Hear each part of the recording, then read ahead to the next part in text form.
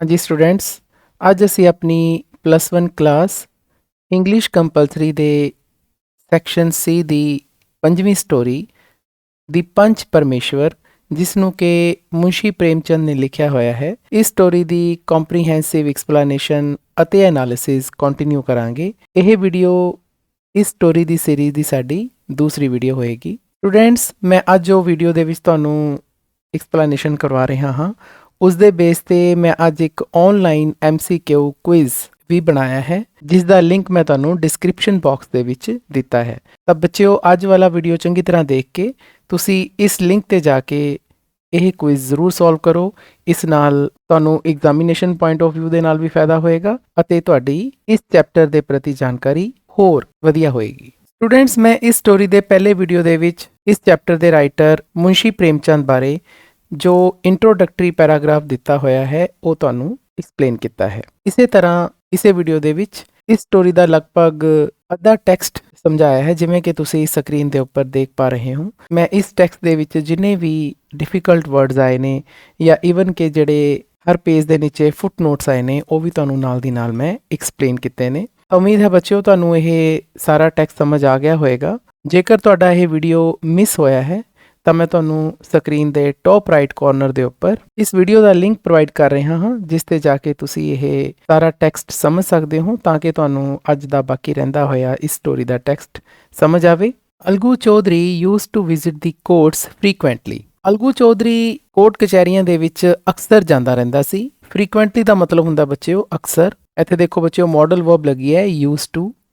ਤਾਂ use to ਦਾ ਮਤਲਬ ਹੁੰਦਾ ਜਦੋਂ ਕਿਸੇ ਬੰਦੇ ਦੀ ਕੋਈ ਆਦਤ ਹੋਵੇ ਕਿ ਉਹ ਉਸ ਆਦਤਨ ਕੋਈ ਕੰਮ ਬਾਰ-ਬਾਰ ਕਰੇ, ਤਾਂ ਅਸੀਂ ਇਹ ਵਾਲੀ ਮਾਡਲ ਵਰਬ ਯੂਜ਼ ਕਰਦੇ ਹਾਂ, ਸਾਡੇ ਸਿਲੇਬਸ 'ਚ ਵੀ ਨੇ। So he knew a great deal about law. ਇਸ ਕਰਕੇ ਉਸ ਨੂੰ ਲਾਅ ਬਾਰੇ, ਕਾਨੂੰਨ ਬਾਰੇ ਕਾਫੀ ਜ਼ਿਆਦਾ ਪਤਾ ਸੀ। ਤਾਂ ਇਸ ਲਾਈਨ ਦੇ ਵਿੱਚ ਬੱਚਿਓ ਅ ਗ੍ਰੇਟ ਡੀਲ ਇੱਕ ਡਿਟਰਮੀਨਰ ਲੱਗਿਆ ਹੈ, ਜਿਸ ਦਾ ਮਤਲਬ ਹੁੰਦਾ ਕਾਫੀ ਜ਼ਿਆਦਾ ਉਸ ਨੂੰ ਨੌਲੇਜ ਸੀਗੀ ਕਾਨੂੰਨ ਬਾਰੇ। ਹੀ ਬਿਗੇਨ ਟੂ ਕ੍ਰੋਸ ਐਗਜ਼ਾਮਿਨ ਜੁਮਨ। ਤਾਂ ਉਸਨੇ ਜੁਮਨ ਨੂੰ ਕ੍ਰੋਸ ਐਗਜ਼ਾਮਿਨ ਕਰਨਾ ਸ਼ੁਰੂ ਕਰਤਾ।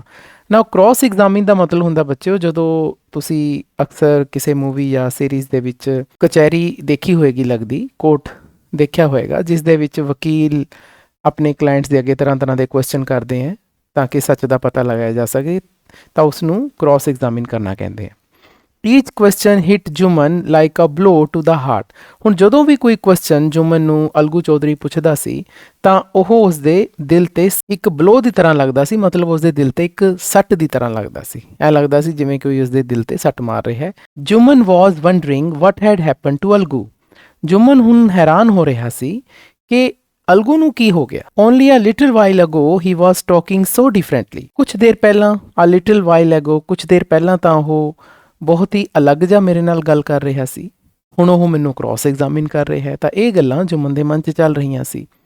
ਵਾਜ਼ their old friendship going to prove of no use.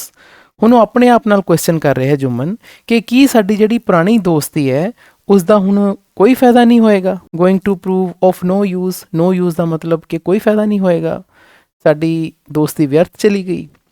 ਜੁਮਨ Sheikh was lost in such thoughts when ਅਲਗੂ announced the decision। ਜੁਮਨ Sheikh ਹਜੇ ਇਹਨਾਂ ਵਿਚਾਰਾਂ ਦੇ ਵਿੱਚ ਹੀ ਗੁੰਮਿਆ ਹੋਇਆ ਸੀ, ਖੋਇਆ ਹੋਇਆ ਸੀ, ਜਦੋਂ ਅਲਗੂ ਨੇ ਆਪਣਾ ਫੈਸਲਾ ਸੁਣਾ ਦਿੱਤਾ। ਜੁਮਨ Sheikh the ਪੰਚੀਜ਼ have considered the matter। ਹੁਣ ਅਲਗੂ ਚੌਧਰੀ ਜੁਮਨ ਸ਼ੇਖ ਨੂੰ ਕਹਿ ਰਿਹਾ ਹੈ ਕਿ ਪੰਚਾਂ ਨੇ ਇਸ ਮਾਮਲੇ ਬਾਰੇ ਪੂਰਾ ਧਿਆਨ ਦਿੱਤਾ ਹੈ।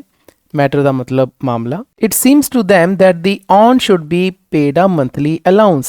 ਕਹਿੰਦੇ ਉਹਨਾਂ ਨੂੰ ਲੱਗਦਾ ਹੈ, ਦੈਮ ਦਾ ਮਤਲਬ ਇੱਥੇ ਪੰਚੀਜ਼ ਨੂੰ ਹੀ ਕਿਹਾ ਗਿਆ, ਕਿ ਪੰਚਾਂ ਨੂੰ ਲੱਗਦਾ ਹੈ ਕਿ ਤੇਰੀ ਆਂਟ ਨੂੰ ਇੱਕ ਮਹੀਨੇ ਦਾ ਗੁਜ਼ਾਰਾ ਭੱਤਾ ਮਿਲਣਾ ਚਾਹੀਦਾ ਹੈ, ਮੰਥਲੀ ਅਲਾਊਂਸ ਮਿਲਣਾ ਚਾਹੀਦਾ ਹੈ।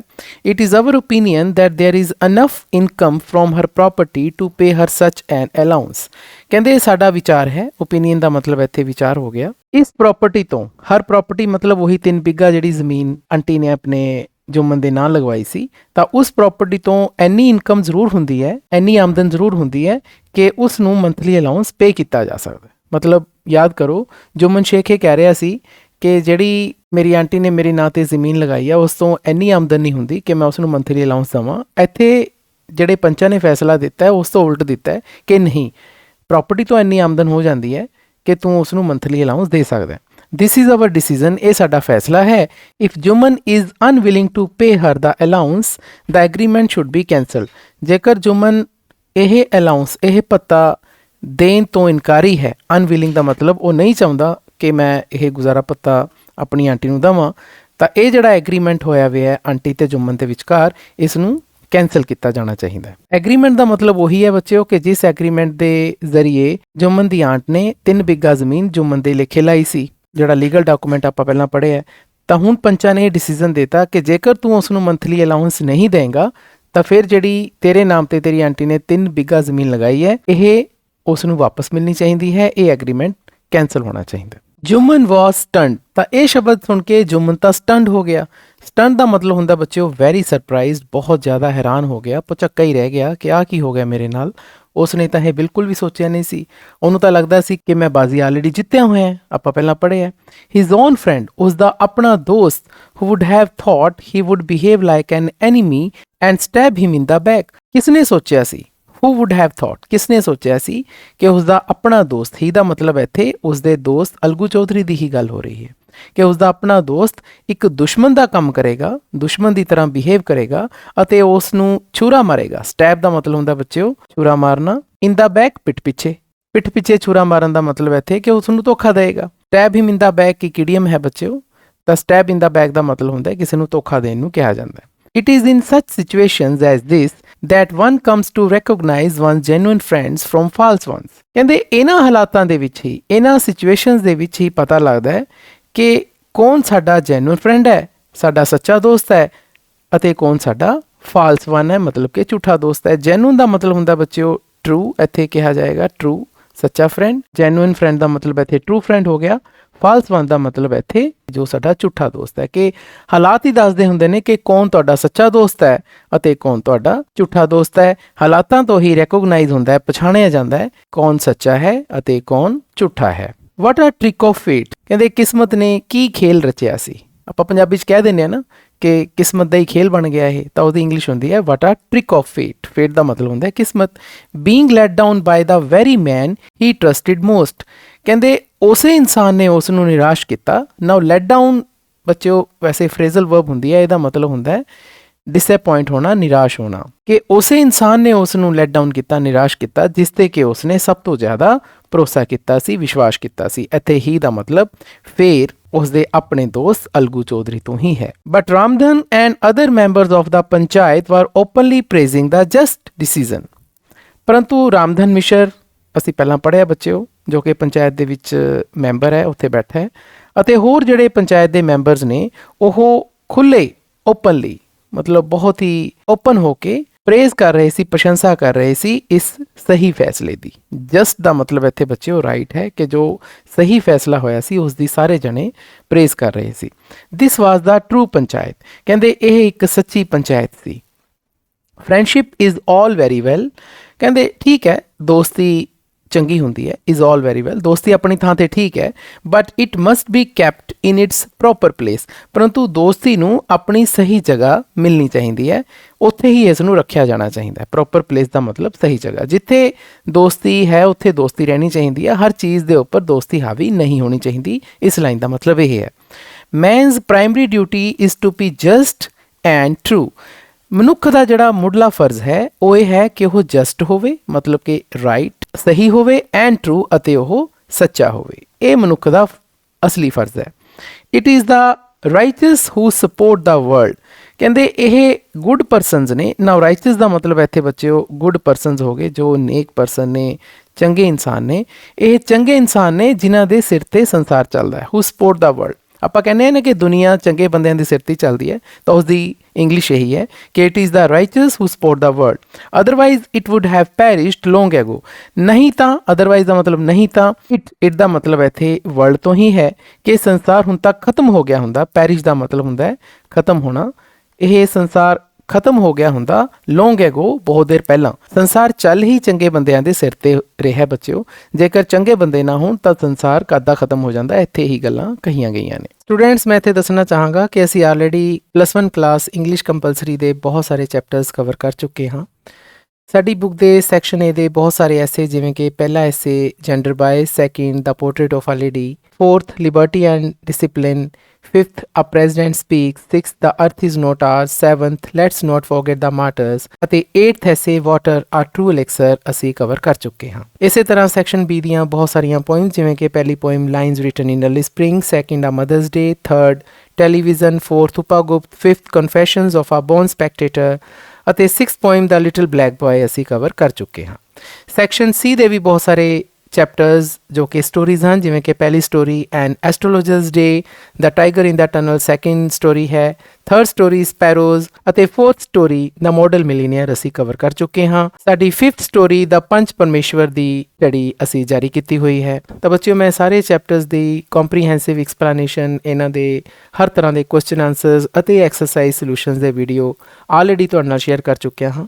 ਜੇਕਰ ਤੁਸੀਂ ਇਹ ਸਾਰੇ ਵੀਡੀਓਜ਼ ਦੇਖਣਾ ਚਾਹੁੰਦੇ ਹੋ ਤਾਂ ਮੈਂ ਤੁਹਾਨੂੰ ਸਕਰੀਨ ਦੇ ਟੌਪ ਰਾਈਟ ਕਾਰਨਰ ਦੇ ਉੱਪਰ +1 ਕਲਾਸ ਇੰਗਲਿਸ਼ ਕੰਪਲਸਰੀ ਦੀ ਪਲੇਲਿਸਟ ਦਾ ਲਿੰਕ ਪ੍ਰੋਵਾਈਡ ਕਰ ਰਿਹਾ ਹਾਂ, ਜਿਸ ਤੇ ਜਾ ਕੇ ਤੁਸੀਂ ਇਹ ਸਾਰੇ ਵੀਡੀਓਜ਼ ਦੇਖ ਸਕਦੇ ਹੋ। ਤਾਂ ਸਟੂਡੈਂਟਸ, ਹੁਣ ਇੱਥੇ ਇਹ ਦੇਖਣ ਵਾਲੀ ਗੱਲ ਹੈ ਕਿ ਜਦੋਂ ਜੁਮਨ ਦੀ ਆਂਟ ਅਲਗੂ ਚੌਧਰੀ ਕੋਲ ਗਈ ਸੀ ਤੇ ਉਸਨੇ ਕਿਹਾ ਸੀ ਕਿ ਕੀ ਤੂੰ ਦੋਸਤੀ ਦੇ ਲਈ ਮੇਰੇ ਨਿਆਏ ਕੰਨਿਓ ਅੱਖਾਂ ਫੇਰ ਲੇਂਗਾ, ਉਸ ਗੱਲ ਨੇ ਉਸ ਦੇ ਦਿਲ ਤੇ ਅਸਰ ਕੀਤਾ ਸੀ ਤੇ ਉਸੇ ਅਸਰ ਕਰਕੇ ਹੀ ਅਲਗੂ ਚੌਧਰੀ ਨੇ ਜੋ ਸਹੀ ਡਿਸੀਜਨ ਸੀਗਾ, ਜੋ ਕਿ ਜੁਮਨ ਦੀ ਆਂਟ ਦੇ ਪੱਖ ਵਿੱਚ ਸੀ, ਉਹ ਦਿੱਤਾ ਸੀ। ਪਰੰਤੂ ਹੋਇਆ ਕਿ this decision shook the foundations of the friendship between Algu and Jumman. ਹੁਣ ਇਸ ਫੈਸਲੇ ਨੇ ਅਲਗੂ ਤੇ ਜੁਮਨ ਦੇ ਵਿਚਕਾਰ ਜੋ ਦੋਸਤੀ ਦੀ ਬੁਨਿਆਦ ਸੀ, ਫਾਊਂਡੇਸ਼ਨ ਦਾ ਮਤਲਬ ਹੁੰਦਾ ਬੱਚਿਓ ਬੁਨਿਆਦ, ਕਿ ਜੋ ਇੱਕ ਟਰੂ ਫਰੈਂਡਸ਼ਿਪ ਸੀ, ਡੀਪ ਫਰੈਂਡਸ਼ਿਪ ਸੀ, ਉਸ ਨੂੰ ਹਿਲਾਤਾ। ਸ਼ੇਕ ਦੀ ਸੈਕਿੰਡ ਵਰਬ ਹੈ ਜੀ, ਇਹ ਦੋਸਤੀ ਹੁਣ ਹਿੱਲ ਗਈ ਸੀ।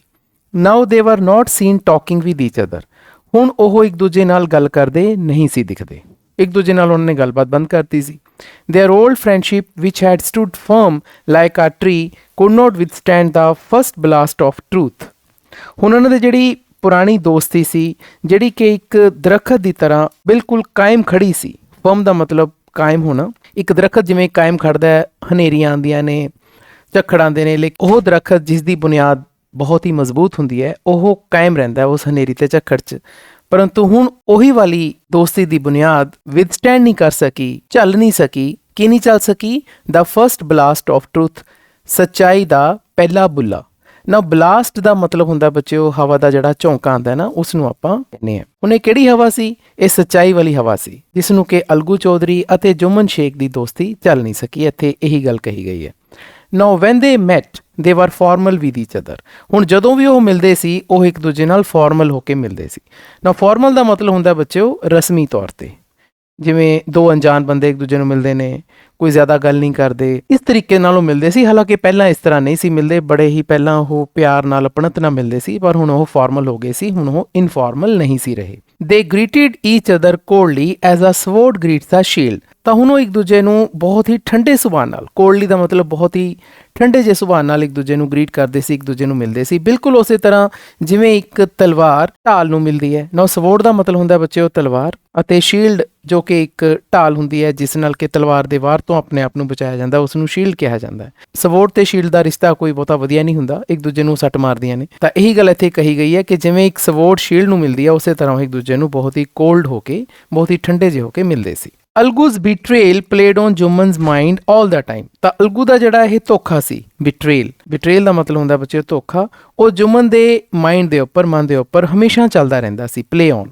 ਸਾਰਾ ਸਮਾਂ ਚੱਲਦਾ ਰਹਿੰਦਾ ਸੀ। ਉਹਦੇ ਮਨ ਤੇ ਇਹ ਗੱਲ ਚੱਲਦੀ ਰਹਿੰਦੀ ਸੀ ਕਿ ਮੇਰੇ ਦੋਸਤ ਨੇ ਮੇਰੇ ਨਾਲ ਧੋਖਾ ਕਮਾਇਆ, ਇਹ ਗੱਲ ਉਹ ਸੋਚਦਾ ਰਹਿੰਦਾ ਸੀ। He lived now only to take revenge. ਉਹ ਹੁਣ ਜੀ ਰਿਹਾ ਸੀ ਸਿਰਫ ਬਦਲਾ ਲੈਣ ਲਈ। ਟੇਕ ਰਿਵੈਂਜ ਦਾ ਮਤਲਬ ਇੱਥੇ ਬਦਲਾ ਲੈਣ ਤੋਂ ਹੋ ਗਿਆ। It takes a long time for the results of a good deed to show, but the results of an evil deed can be seen at once.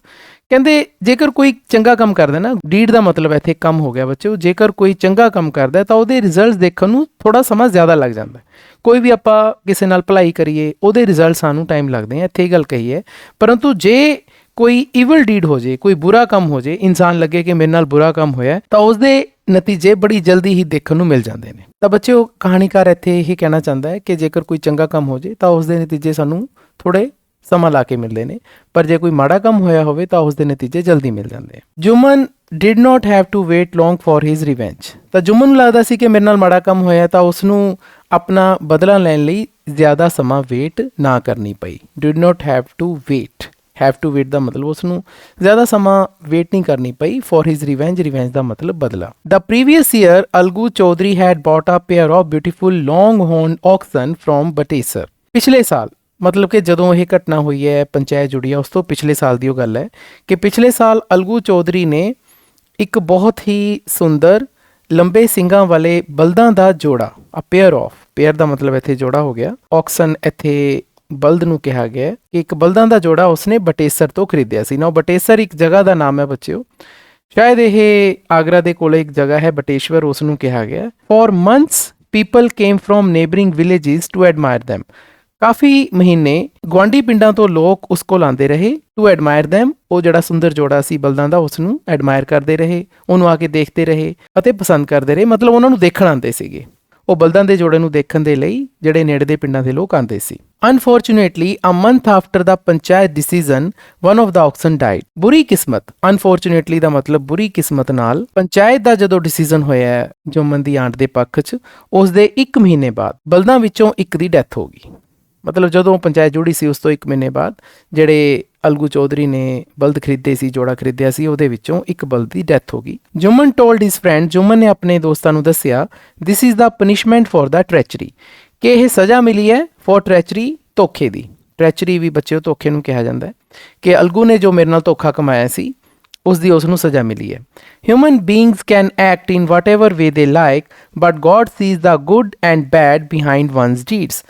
ਕਹਿੰਦੇ ਜਿਹੜਾ ਇਨਸਾਨ ਹੈ, ਹਿਊਮਨ ਬੀਇੰਗ ਇਨਸਾਨ ਹੈ, ਉਹ ਕੁਛ ਵੀ ਕਰ ਸਕਦਾ, ਜੋ ਵੀ ਉਸ ਨੂੰ ਠੀਕ ਲੱਗਦਾ ਉਹ ਕਰਦਾ, ਪਰੰਤੂ ਇਹ ਤਾਂ ਪਰਮਾਤਮਾ ਹੈ ਨਾ ਜੋ ਉਸ ਦੇ ਕੀਤੇ ਹੋਏ ਕੰਮ 'ਚ ਦੇਖਦਾ ਕਿ ਉਹਨੇ ਚੰਗਾ ਕੀਤਾ ਹੈ ਕਿ ਮਾੜਾ ਕੀਤਾ ਹੈ। ਇੱਥੇ ਬਿਹਾਈਂਡ ਵਨਸ ਡੀਡਸ, ਡੀਡਸ ਦਾ ਮਤਲਬ ਇੱਥੇ ਫਿਰ ਕੰਮ ਹੋ ਗਿਆ ਬੱਚਿਓ, ਕਿ ਇਨਸਾਨ ਕਈ ਤਰ੍ਹਾਂ ਦੇ ਕੰਮ ਕਰਦਾ, ਉਹਨੂੰ ਲੱਗਦਾ ਕਿ ਮੈਂ ਤਾਂ ਠੀਕ ਹੀ ਕਰ ਰਹੇ ਹਾਂ, ਪਰੰਤੂ ਇਹ ਤਾਂ ਪਰਮਾਤਮਾ ਹੈ ਨਾ ਜੋ ਜੱਜ ਕਰਦਾ ਹੈ ਕਿ ਉਸਨੇ ਚੰਗਾ ਕੀਤਾ ਕਿ ਮਾੜਾ ਕੀਤਾ। ਹੁਣ ਅਲਗੂ ਨੇ ਮਾੜਾ ਕੀਤਾ ਸੀ, ਮੇਰੇ ਨਾਲ ਧੋਖਾ ਕੀਤਾ ਸੀ, ਤਾਂ ਹੁਣ ਅਲਗੂ ਨੂੰ ਸਜ਼ਾ ਮਿਲ ਗਈ ਕਿਉਂਕਿ ਉਸ ਦਾ ਇੱਕ ਬਲਦ ਹੈ, ਉਸ ਦੀ ਡੈਥ ਹੋ ਗਈ। ਤਾਂ ਬੱਚਿਓ ਇਹਨਾਂ ਲਾਈਨਾਂ ਦੇ ਵਿੱਚ ਸਾਡਾ ਇੱਕ short answer type question cover ਹੁੰਦਾ ਹੈ, ਜੋ ਕਿ ਇਹ ਹੈ ਕਿ ਅਲਗੂ ਚੌਧਰੀ ਤੇ ਜੁਮਨ ਸ਼ੇਖ ਦੀ ਦੋਸਤੀ ਕਿਉਂ ਹਿੱਲ ਗਈ ਜਾਂ ਉਹਨਾਂ ਦੀ ਦੋਸਤੀ ਕਿਉਂ ਟੁੱਟ ਗਈ। ਤਾਂ ਜਦੋਂ ਅਸੀਂ ਆਨਸਰ ਇਸ ਦਾ ਲਿਖਾਂਗੇ ਤਾਂ ਇਹ ਵਾਲੀ ਲਾਈਨਾਂ 'ਚੋਂ ਆਪਾਂ ਇਸ ਨੂੰ ਕਵਰ ਕਰਾਂਗੇ। Algu suspected that Jumman had poisoned the ox. Algu ਨੂੰ ਸ਼ੱਕ ਹੋਇਆ ਕਿ ਜੁਮਨ ਨੇ ਇਸ ਔਕਸ ਨੂੰ ਜ਼ਹਿਰ ਦਿੱਤਾ ਸੀ। ਪੋਇਜ਼ਨ ਦਾ ਮਤਲਬ ਹੁੰਦਾ ਬੱਚਿਓ ਜ਼ਹਿਰ ਦੇਣਾ, ਇੱਥੇ ਵਰਬ ਦੇ ਤੌਰ ਤੇ ਯੂਜ਼ ਹੋਇਆ, ਵੈਸੇ ਪੋਇਜ਼ਨ ਨਾਊਨ ਦੇ ਤੌਰ ਤੇ ਵੀ ਵਰਤ ਲਿਆ ਜਾਂਦਾ ਹੈ। His wife also blamed Jumman for the mishap. ਉਸ ਦੀ ਪਤਨੀ ਨੇ ਵੀ ਜੁਮਨ ਨੂੰ ਇਸ ਮਿਸਹੈਪਨਿੰਗ ਦੇ ਲਈ, ਜੋ ਇਹ ਦੁਰਘਟਨਾ ਹੋਈ ਉਸ ਦੇ ਲਈ ਉਸ ਨੂੰ ਕਸੂਰਵਾਰ ਠਹਿਰਾਇਆ। ਹੁਣ ਇੱਥੇ ਬੱਚਿਓ ਅਲਗੂ ਦੀ ਵਾਈਫ ਦਾ ਨਾਮ ਨਹੀਂ ਆਇਆ ਇਸ ਚੈਪਟਰ 'ਚ, ਤਾਂ ਇਹ ਧਿਆਨ ਰੱਖਣਾ ਹੈ। One day she and Juman's wife had a violent argument about it. ਇੱਕ ਦਿਨ she ਦਾ ਮਤਲਬ ਇੱਥੇ ਅਲਗੂ ਦੀ ਜੋ ਵਾਈਫ ਹੈ ਉਹ ਅਤੇ ਜੁਮਨ ਦੀ ਵਾਈਫ ਦਾ ਨਾਮ ਆਇਆ ਹੈ, ਸਾਨੂੰ ਪਤਾ ਹੈ ਕਿ ਉਸ ਦਾ ਨਾਮ ਹੈ ਕਰੀਮਨ। ਤਾਂ ਕਰੀਮਨ ਤੇ ਅਲਗੂ ਦੀ ਵਾਈਫ ਦੇ ਵਿੱਚ ਆਪਸ 'ਚ ਇੱਕ ਵਾਇਲੈਂਟ, ਇੱਕ ਤਿੱਖੀ ਨੋਕ ਝੋਂਕ ਹੋਈ, ਆਰਗੂਮੈਂਟ ਹੋਈ ਅਬਾਊਟ ਇਟ, ਇਸ ਦੇ ਬਾਰੇ। ਨੈਚੁਰਲੀ ਅਲਗੂ ਦੀ ਵਾਈਫ ਨੇ ਕਰੀਮਨ ਤੇ ਦੋਸ਼ ਲਾਇਆ ਹੋਣਾ ਕਿ ਤੇਰੇ ਘਰ ਵਾਲੇ ਨੇ ਸਾਡੇ ਬਲਦ ਨੂੰ ਜ਼ਹਿਰ ਦੇ ਕੇ ਮਾਰਤਾ, ਤੇ ਕਰੀਮਨ ਸੁਣ ਨਹੀਂ ਸਕੀ ਤੇ ਉਹਨਾਂ ਦੋਨਾਂ ਦਾ ਆਪਸ 'ਚ ਬੋਲ ਬੁਲਾਰਾ ਹੋ ਗਿਆ। ਇੱਥੇ ਆਰਗੂਮੈਂਟ ਦੇ ਉੱਪਰ 6 ਨੰਬਰ ਪਾਏ, ਆਪਾਂ ਫੁੱਟ ਨੋਟ 'ਚ ਦੇਖ ਲੈਂਦੇ ਹਾਂ। 6 ਨੰਬਰ ਤੇ ਲਿਖਿਆ ਹੋਇਆ ਹੈ ਜੀ ਕੁਅਰਲ ਐਕਸਚੇਂਜ ਆਫ ਹੌਟ ਵਰਡਸ। ਉਹੀ ਜਦੋਂ ਨੋਕ ਝੋਂਕ ਹੁੰਦੀ ਹੈ ਜੀ, ਵਾਦ ਵਿਵਾਦ ਹੁੰਦਾ ਹੈ, ਅਸੀਂ ਉਸ ਨੂੰ ਆਰਗੂਮੈਂਟ ਕਹਿੰਦੇ ਹਾਂ। ਆਲ ਸੋਰਟਸ ਆਫ ਹੇਟਫੁਲ, ਰਿਊਡ ਐਂਡ ਸਾਰਕੈਸਟਿਕ ਵਰਡਸ ਵਰ ਐਕਸਚੇਂਜਡ। ਹੁਣ ਜਦੋਂ ਉਹਨਾਂ 'ਚ ਆਪਸ 'ਚ ਬੋਲ ਬੁਲਾਰਾ ਹੋਇਆ ਤਾਂ ਹਰ ਪ੍ਰਕਾਰ ਦੇ ਹੇਟਫੁਲ, ਨਫ਼ਰਤ ਵਾਲੇ, ਰਿਊਡ, ਬਹੁਤ ਹੀ ਭੈੜੇ ਅਤੇ ਸਾਰਕੈਸਟਿਕ ਵਰਡ, ਸਾਰਕੈਸਟਿਕ ਦਾ ਮਤਲਬ ਸ਼ਾਰਪ, ਤਿੱਖੇ ਜਿਹੜੇ ਸ਼ਬਦ ਸੀਗੇ ਇੱਕ ਦੂਜੇ ਨੂੰ ਬੋਲੇ ਗਏ। Somehow Jumman manage to quieten the warring sides. ਕਿਸੇ ਤਰੀਕੇ ਨਾਲ ਜੁਮਨ ਨੇ ਇਹਨਾਂ ਦੋਵਾਂ ਦੀ ਲੜਾਈ, ਵਾਰਿੰਗ ਸਾਈਡ ਦਾ ਮਤਲਬ ਜੋ ਆਪਸ 'ਚ ਜੋ ਦੋ ਧਿਰ ਲੜ ਰਹੇ ਸੀਗੇ, ਵਾਰ ਦਾ ਮਤਲਬ ਵੈਸੇ ਯੁੱਧ ਹੁੰਦਾ ਬੱਚਿਓ, ਪਰ ਇੱਥੇ ਤਾਂ ਲੜਾਈ ਹੋ ਰਹੀ ਸੀ, ਬੋਲ ਬੁਲਾਰਾ ਹੋ ਰਿਹਾ ਸੀ, ਤਾਂ ਉਹਨਾਂ ਨੂੰ ਉਸਨੇ ਸ਼ਾਂਤ ਕਰਾਇਆ। ਤਾਂ ਉਸਨੇ ਕਿਸੇ ਤਰੀਕੇ ਨਾਲ ਦੋਨਾਂ ਨੂੰ ਸ਼ਾਂਤ ਕਰਤਾ। ਹੀ ਸਕੋਲਡਡ ਹਿਜ਼ ਵਾਈਫ, ਉਸਨੇ ਆਪਣੀ ਵਾਈਫ ਨੂੰ ਝਿੜਕਿਆ। ਸਕੋਲ ਦਾ ਮਤਲਬ ਹੁੰਦਾ ਹੈ ਝਿੜਕਣਾ। ਐਂਡ ਪਰਸੁਏਡਡ ਹਰ ਟੂ ਕਮ ਅਵੇ ਫਰੋਮ ਦਾ ਬੈਟਲਫੀਲਡ, ਅਤੇ ਉਸ ਨੂੰ ਇਸ ਗੱਲ ਲਈ ਮਨਾ ਲਿਆ। ਪਰਸੁਏਡ ਸ਼ਬਦ ਪਹਿਲਾਂ ਵੀ ਆਇਆ ਸੀ ਬੱਚਿਓ, ਜ਼ੋਰ ਦੇ ਕੇ ਮਨਾਉਣ ਨੂੰ ਕਿਹਾ ਜਾਂਦਾ ਹੈ ਕਿ ਉਹ ਬੈਟਲਫੀਲਡ ਤੋਂ ਦੂਰ ਚਲੀ ਜਾਵੇ। ਬੈਟਲਫੀਲਡ ਬੱਚਿਓ ਵੈਸੇ ਯੁੱਧਾ ਮੈਦਾਨ ਕਿਹਾ ਜਾਂਦਾ ਹੈ, ਲੇਕਿਨ ਇੱਥੇ ਬੈਟਲਫੀਲਡ ਦਾ ਮਤਲਬ ਉਹ ਏਰੀਆ ਸੀ ਜਿੱਥੇ ਕਿ ਦੋਨਾਂ ਦੀ ਲੜਾਈ ਹੋ ਰਹੀ ਸੀ, ਵਾਦ ਵਿਵਾਦ ਹੋ ਰਿਹਾ ਸੀ। ਔਨ ਦਾ ਅਦਰ ਸਾਈਡ, ਦੂਜੇ ਪਾਸੇ, Algu also quietened his wife with a firm stand. Algu ਨੇ ਵੀ ਇੱਕ ਫਰਮ ਸਟੈਂਡ ਲੈ ਕੇ, ਮਤਲਬ ਕਰੜਾ ਹੋ ਕੇ, ਆਪਣੀ ਵਾਈਫ ਨੂੰ ਚੁੱਪ ਕਰਾਇਆ। ਤਾਂ ਬੱਚਿਓ ਇਸ ਪੈਰੇ ਤੋਂ ਸਾਨੂੰ ਪਤਾ ਚੱਲਦਾ ਹੈ ਕਿ ਦੋਨਾਂ ਦੀਆਂ ਵਾਈਫ ਆਪਸ 'ਚ ਲੜੀਆਂ, ਅਲਗੂ ਦੀ ਵਾਈਫ ਕਰੀਮਨ ਨਾਲ ਲੜੀ, ਜੋ ਕਿ ਜੁਮਨ ਦੀ ਵਾਈਫ ਹੈ। ਲੇਕਿਨ ਇਸ ਲੜਾਈ ਦੇ ਵਿੱਚ ਅਲਗੂ ਤੇ ਜੁਮਨ ਨਹੀਂ ਆਪਸ 'ਚ ਲੜੇ। ਹਾਲਾਂਕਿ ਆਪਸ 'ਚ ਉਹ ਬੋਲਦੇ ਨਹੀਂ ਸੀ। ਜੁਮਨ ਵੀ ਅਜੇ ਆਪਣੇ ਮਨ 'ਚ ਖਾਰ ਖਾਈ ਬੈਠਾ ਸੀ ਅਲਗੂ ਦੇ ਲਈ, ਲੇਕਿਨ ਦੋਨੇ ਆਪਸ 'ਚ ਨਹੀਂ ਲੜੀ। ਤਾਂ ਇੱਥੋਂ ਸਾਨੂੰ ਪਤਾ ਚੱਲਦਾ ਹੈ ਕਿ ਦੋਨਾਂ ਦੇ ਮਨ ਦੇ ਕਿਸੇ ਨਾ ਕਿਸੇ ਕੋਨੇ 'ਚ ਇੱਕ ਦੂਜੇ ਦੇ ਲਈ ਥੋੜ੍ਹੀ ਬਹੁਤੀ ਰਿਸਪੈਕਟ ਹੈ। ਤਾਂ ਹੀ ਦੋਨਾਂ ਨੇ ਆਪਣੀ ਆਪਣੀ ਵਾਈਫ ਨੂੰ ਚੁੱਪ ਕਰਾਇਆ, ਉਹਨਾਂ ਨੂੰ ਲੜਨ ਤੋਂ ਰੋਕਿਆ। One ox is of no use to a farmer. ਹੁਣ ਜੇ ਇੱਕ ਫਾਰਮਰ ਦੇ ਕੋਲੇ ਇੱਕੋ ਹੀ ਬਲਦ ਰਹਿ ਗਿਆ ਹੋਵੇ ਤਾਂ ਉਹ ਉਸਦਾ ਕੋਈ ਫਾਇਦਾ ਨਹੀਂ ਹੁੰਦਾ। ਇਜ਼ ਆਫ ਨੋ ਯੂਜ਼, ਉਹਦਾ ਕੋਈ ਫਾਇਦਾ ਨਹੀਂ ਹੁੰਦਾ ਕਿਸੇ ਵੀ ਕਿਸਾਨ ਦੇ ਲਈ। ਅਲਗੂ ਸਰਚਡ ਫੋਰ ਅ ਮੈਚਿੰਗ ਔਕਸ। ਤਾਂ ਅਲਗੂ ਨੇ ਕੋਸ਼ਿਸ਼ ਕੀਤੀ ਕਿ ਉਸ ਨੂੰ ਉਸਦੇ ਬਰਾਬਰ ਦਾ ਬਲਦ ਮਿਲ ਜੇ। ਲੱਭਿਆ, ਉਸਨੇ ਸਰਚ ਕੀਤਾ, but could not find one, ਪਰੰਤੂ ਉਹ ਨਾ ਲੱਭ ਸਕਿਆ। Could not find one, one ਦਾ ਮਤਲਬ ਇੱਥੇ ਇਸੇ ਔਕਸ ਤੋਂ ਹੈ ਜੋ ਕਿ ਉਸ ਕੋਲ ਪਹਿਲਾਂ ਤੋਂ ਹੈ। ਉਸ ਵਰਗਾ ਉਸ ਨੂੰ ਔਕਸ ਨਹੀਂ ਮਿਲਿਆ, ਬਲਦ ਨਹੀਂ ਮਿਲਿਆ। He finally decided to sell the animal. ਤਾਂ ਉਸ ਨੇ ਅੰਤ ਦੇ ਵਿੱਚ ਇਹ ਨਿਸ਼ਚਾ ਕੀਤਾ ਕਿ ਉਹ ਇਸ ਔਕਸ ਨੂੰ, ਇਸ ਐਨੀਮਲ ਨੂੰ, ਜਾਨਵਰ ਨੂੰ ਵੇਚ ਦੇਗਾ। ਇੱਥੇ ਐਨੀਮਲ ਦਾ ਮਤਲਬ ਇਸੇ ਔਕਸ ਤੋਂ ਹੈ। ਦਾ trader ਸਮਝੂ Sahu in the village ਡਰੋਵ N aux cart. ਤਾਂ ਹੁਣ ਇੱਥੇ ਇੱਕ ਨਵੇਂ ਕਰੈਕਟਰ ਦੀ ਐਂਟਰੀ ਹੁੰਦੀ ਹੈ ਬੱਚਿਓ। ਇਹ ਹੈ ਇੱਕ ਟ੍ਰੇਡਰ ਹੈ ਜੀ, ਵਪਾਰੀ ਹੈ, ਜਿਸ ਦਾ ਨਾਮ ਹੈ ਸਮਝੂ ਸਾਹੂ। ਤਾਂ ਸਮਝੂ ਸਾਹੂ ਹੈ ਜੀ ਪਿੰਡ ਦੇ ਵਿੱਚ ਵਪਾਰੀ। ਉਹ ਇੱਕ ਔਕਸ ਕਾਰਟ ਚਲਾਉਂਦਾ ਹੈ, ਮਤਲਬ ਕਿ ਬੈਲ ਗੱਡੀ ਚਲਾਉਂਦਾ ਹੈ। ਹੀ use to take gur and ghee to the market and return with salt and oil which he sold to the villages. ਤਾਂ ਉਹ ਗੁੜ ਤੇ ਘੀ ਮਾਰਕੀਟ ਲੈ ਜਾਂਦਾ ਹੈ, ਸ਼ਹਿਰ ਦੇ ਬਾਜ਼ਾਰ ਲੈ ਜਾਂਦਾ ਹੈ, ਅਤੇ ਵਾਪਸੀ ਤੇ ਉੱਥੋਂ ਨਮਕ ਲਿਆਂਦਾ ਹੈ ਅਤੇ ਤੇਲ ਲਿਆਂਦਾ ਹੈ, ਜਿਸ ਨੂੰ ਕਿ ਉਹ ਵਿਲੇਜਸ ਨੂੰ ਵੇਚਦਾ ਹੈ। ਤਾਂ ਇੱਥੇ ਸਮਝੂ ਸਾਹੂ ਦੀ ਜੋ ਟ੍ਰੇਡ ਹੈ ਉਸ ਦਾ ਜ਼ਿਕਰ ਆਇਆ ਕਿ ਉਹ ਕਾਹਦਾ ਵਪਾਰ ਕਰਦਾ ਹੈ। ਤਾਂ ਵਪਾਰ ਕਰਦਾ ਜੀ ਉਹ ਗੁੜ ਤੇ ਘੀ ਦਾ। ਗੁੜ ਤੇ ਘੀ ਸ਼ਹਿਰ ਦੀ ਮਾਰਕੀਟ 'ਚ ਜਾ ਕੇ ਵੇਚ ਆਉਂਦਾ ਹੈ, ਉੱਥੋਂ ਸਾਲਟ ਐਂਡ ਆਇਲ ਲੈ ਆਉਂਦਾ, ਜਿਸ ਨੂੰ ਕਿ ਆ ਕੇ ਉਹ ਪਿੰਡ ਵਾਲਿਆਂ ਨੂੰ ਵੇਚ ਦਿੰਦਾ। ਇਸ ਤਰੀਕੇ ਨਾਲ ਉਹਦਾ ਗੁਜ਼ਾਰਾ ਚੱਲ ਰਿਹਾ। ਹੀ ਥੋਟ, ਉਸਨੇ ਸੋਚਿਆ, if he could lay his hands on the ox he could make 3 trips to the market daily instead of 1। ਤਾਂ ਉਹ ਸੋਚਦਾ ਹੈ ਕਿ ਜੇਕਰ ਮੈਨੂੰ ਇਹ ਬਲਦ ਮਿਲ ਜੇ। ਵੈਸੇ ਲੇ ਹੈਂਡਸ ਇੱਥੇ ਬੱਚਿਓ ਆਇਆ ਹੈ। ਲੇ ਹੈਂਡਸ ਫਰੇਜ਼ ਹੁੰਦਾ ਹੈ ਜਿਸ ਦਾ ਮਤਲਬ ਹੁੰਦਾ ਹੈ ਜਦੋਂ ਆਪਾਂ ਕਿਸੇ ਦੇ ਉੱਪਰ ਸਖਤੀ ਕਰਕੇ ਉਸ ਤੋਂ ਕੰਮ ਕਰਵਾਉਂਦੇ ਹਾਂ ਤਾਂ ਉਸ ਨੂੰ ਆਪਾਂ ਲੇ ਹੈਂਡ ਕਹਿੰਦੇ ਹਾਂ। ਤਾਂ ਇੱਥੇ ਇਹੀ ਮਤਲਬ ਹੋਇਆ, ਜੇਕਰ ਉਹ ਉਸ ਬਲਦ ਨਾਲ ਥੋੜਾ ਜਿਹਾ ਸਖਤੀ ਕਰਕੇ ਉਹ ਇੱਕ ਦੀ ਬਜਾਏ 3 ਟ੍ਰਿਪ ਮਾਰਕੀਟ ਦੇ ਰੋਜ਼ ਲਾਵੇ ਤਾਂ ਉਸ ਨੂੰ ਬਹੁਤ ਫਾਇਦਾ ਹੋਏਗਾ। ਕਿਉਂਕਿ ਹੁਣ ਤਾਂ ਉਹ ਦੇਖੋ ਰੋਜ਼ ਮਾਰਕੀਟ ਦੇ ਵਿੱਚ ਇੱਕ ਟ੍ਰਿਪ ਲਾ ਰਿਹਾ ਸੀ, ਲੇਕਿਨ ਜੇਕਰ ਉਸ ਨੂੰ ਉਹ ਬਲਦ ਮਿਲ ਜਾਂਦਾ ਹੈ ਤਾਂ ਉਹ ਸੋਚ ਰਿਹਾ ਸੀ ਕਿ ਮੈਂ ਹੁਣ 3 ਟ੍ਰਿਪ ਲਾ ਲੂੰਗਾ, ਮਤਲਬ 3 ਵਾਰੀ ਮੈਂ ਪਿੰਡ ਤੋਂ ਸ਼ਹਿਰ ਜਾਇਆ ਕਰੂੰਗਾ ਤਾਂ ਮੈਨੂੰ ਫਾਇਦਾ ਤਿੱਗਣਾ ਹੋ ਜਾਊਗਾ। ਹੁਣ ਉਹ ਇੱਕ ਵਪਾਰੀ ਦੇ ਵਾਂਗੂ ਸੋਚ ਰਿਹਾ ਹੈ। ਹੀ ਇੰਸਪੈਕਟਡ ਦੀ ਔਕਸ। ਤਾਂ ਉਸਨੇ ਬਲਦ ਦਾ ਮੁਆਇਨਾ ਕੀਤਾ, ਉਸਨੇ ਚੰਗੀ ਤਰ੍ਹਾਂ ਦੇਖਿਆ ਬਲਦ ਨੂੰ। Took it on a trial run.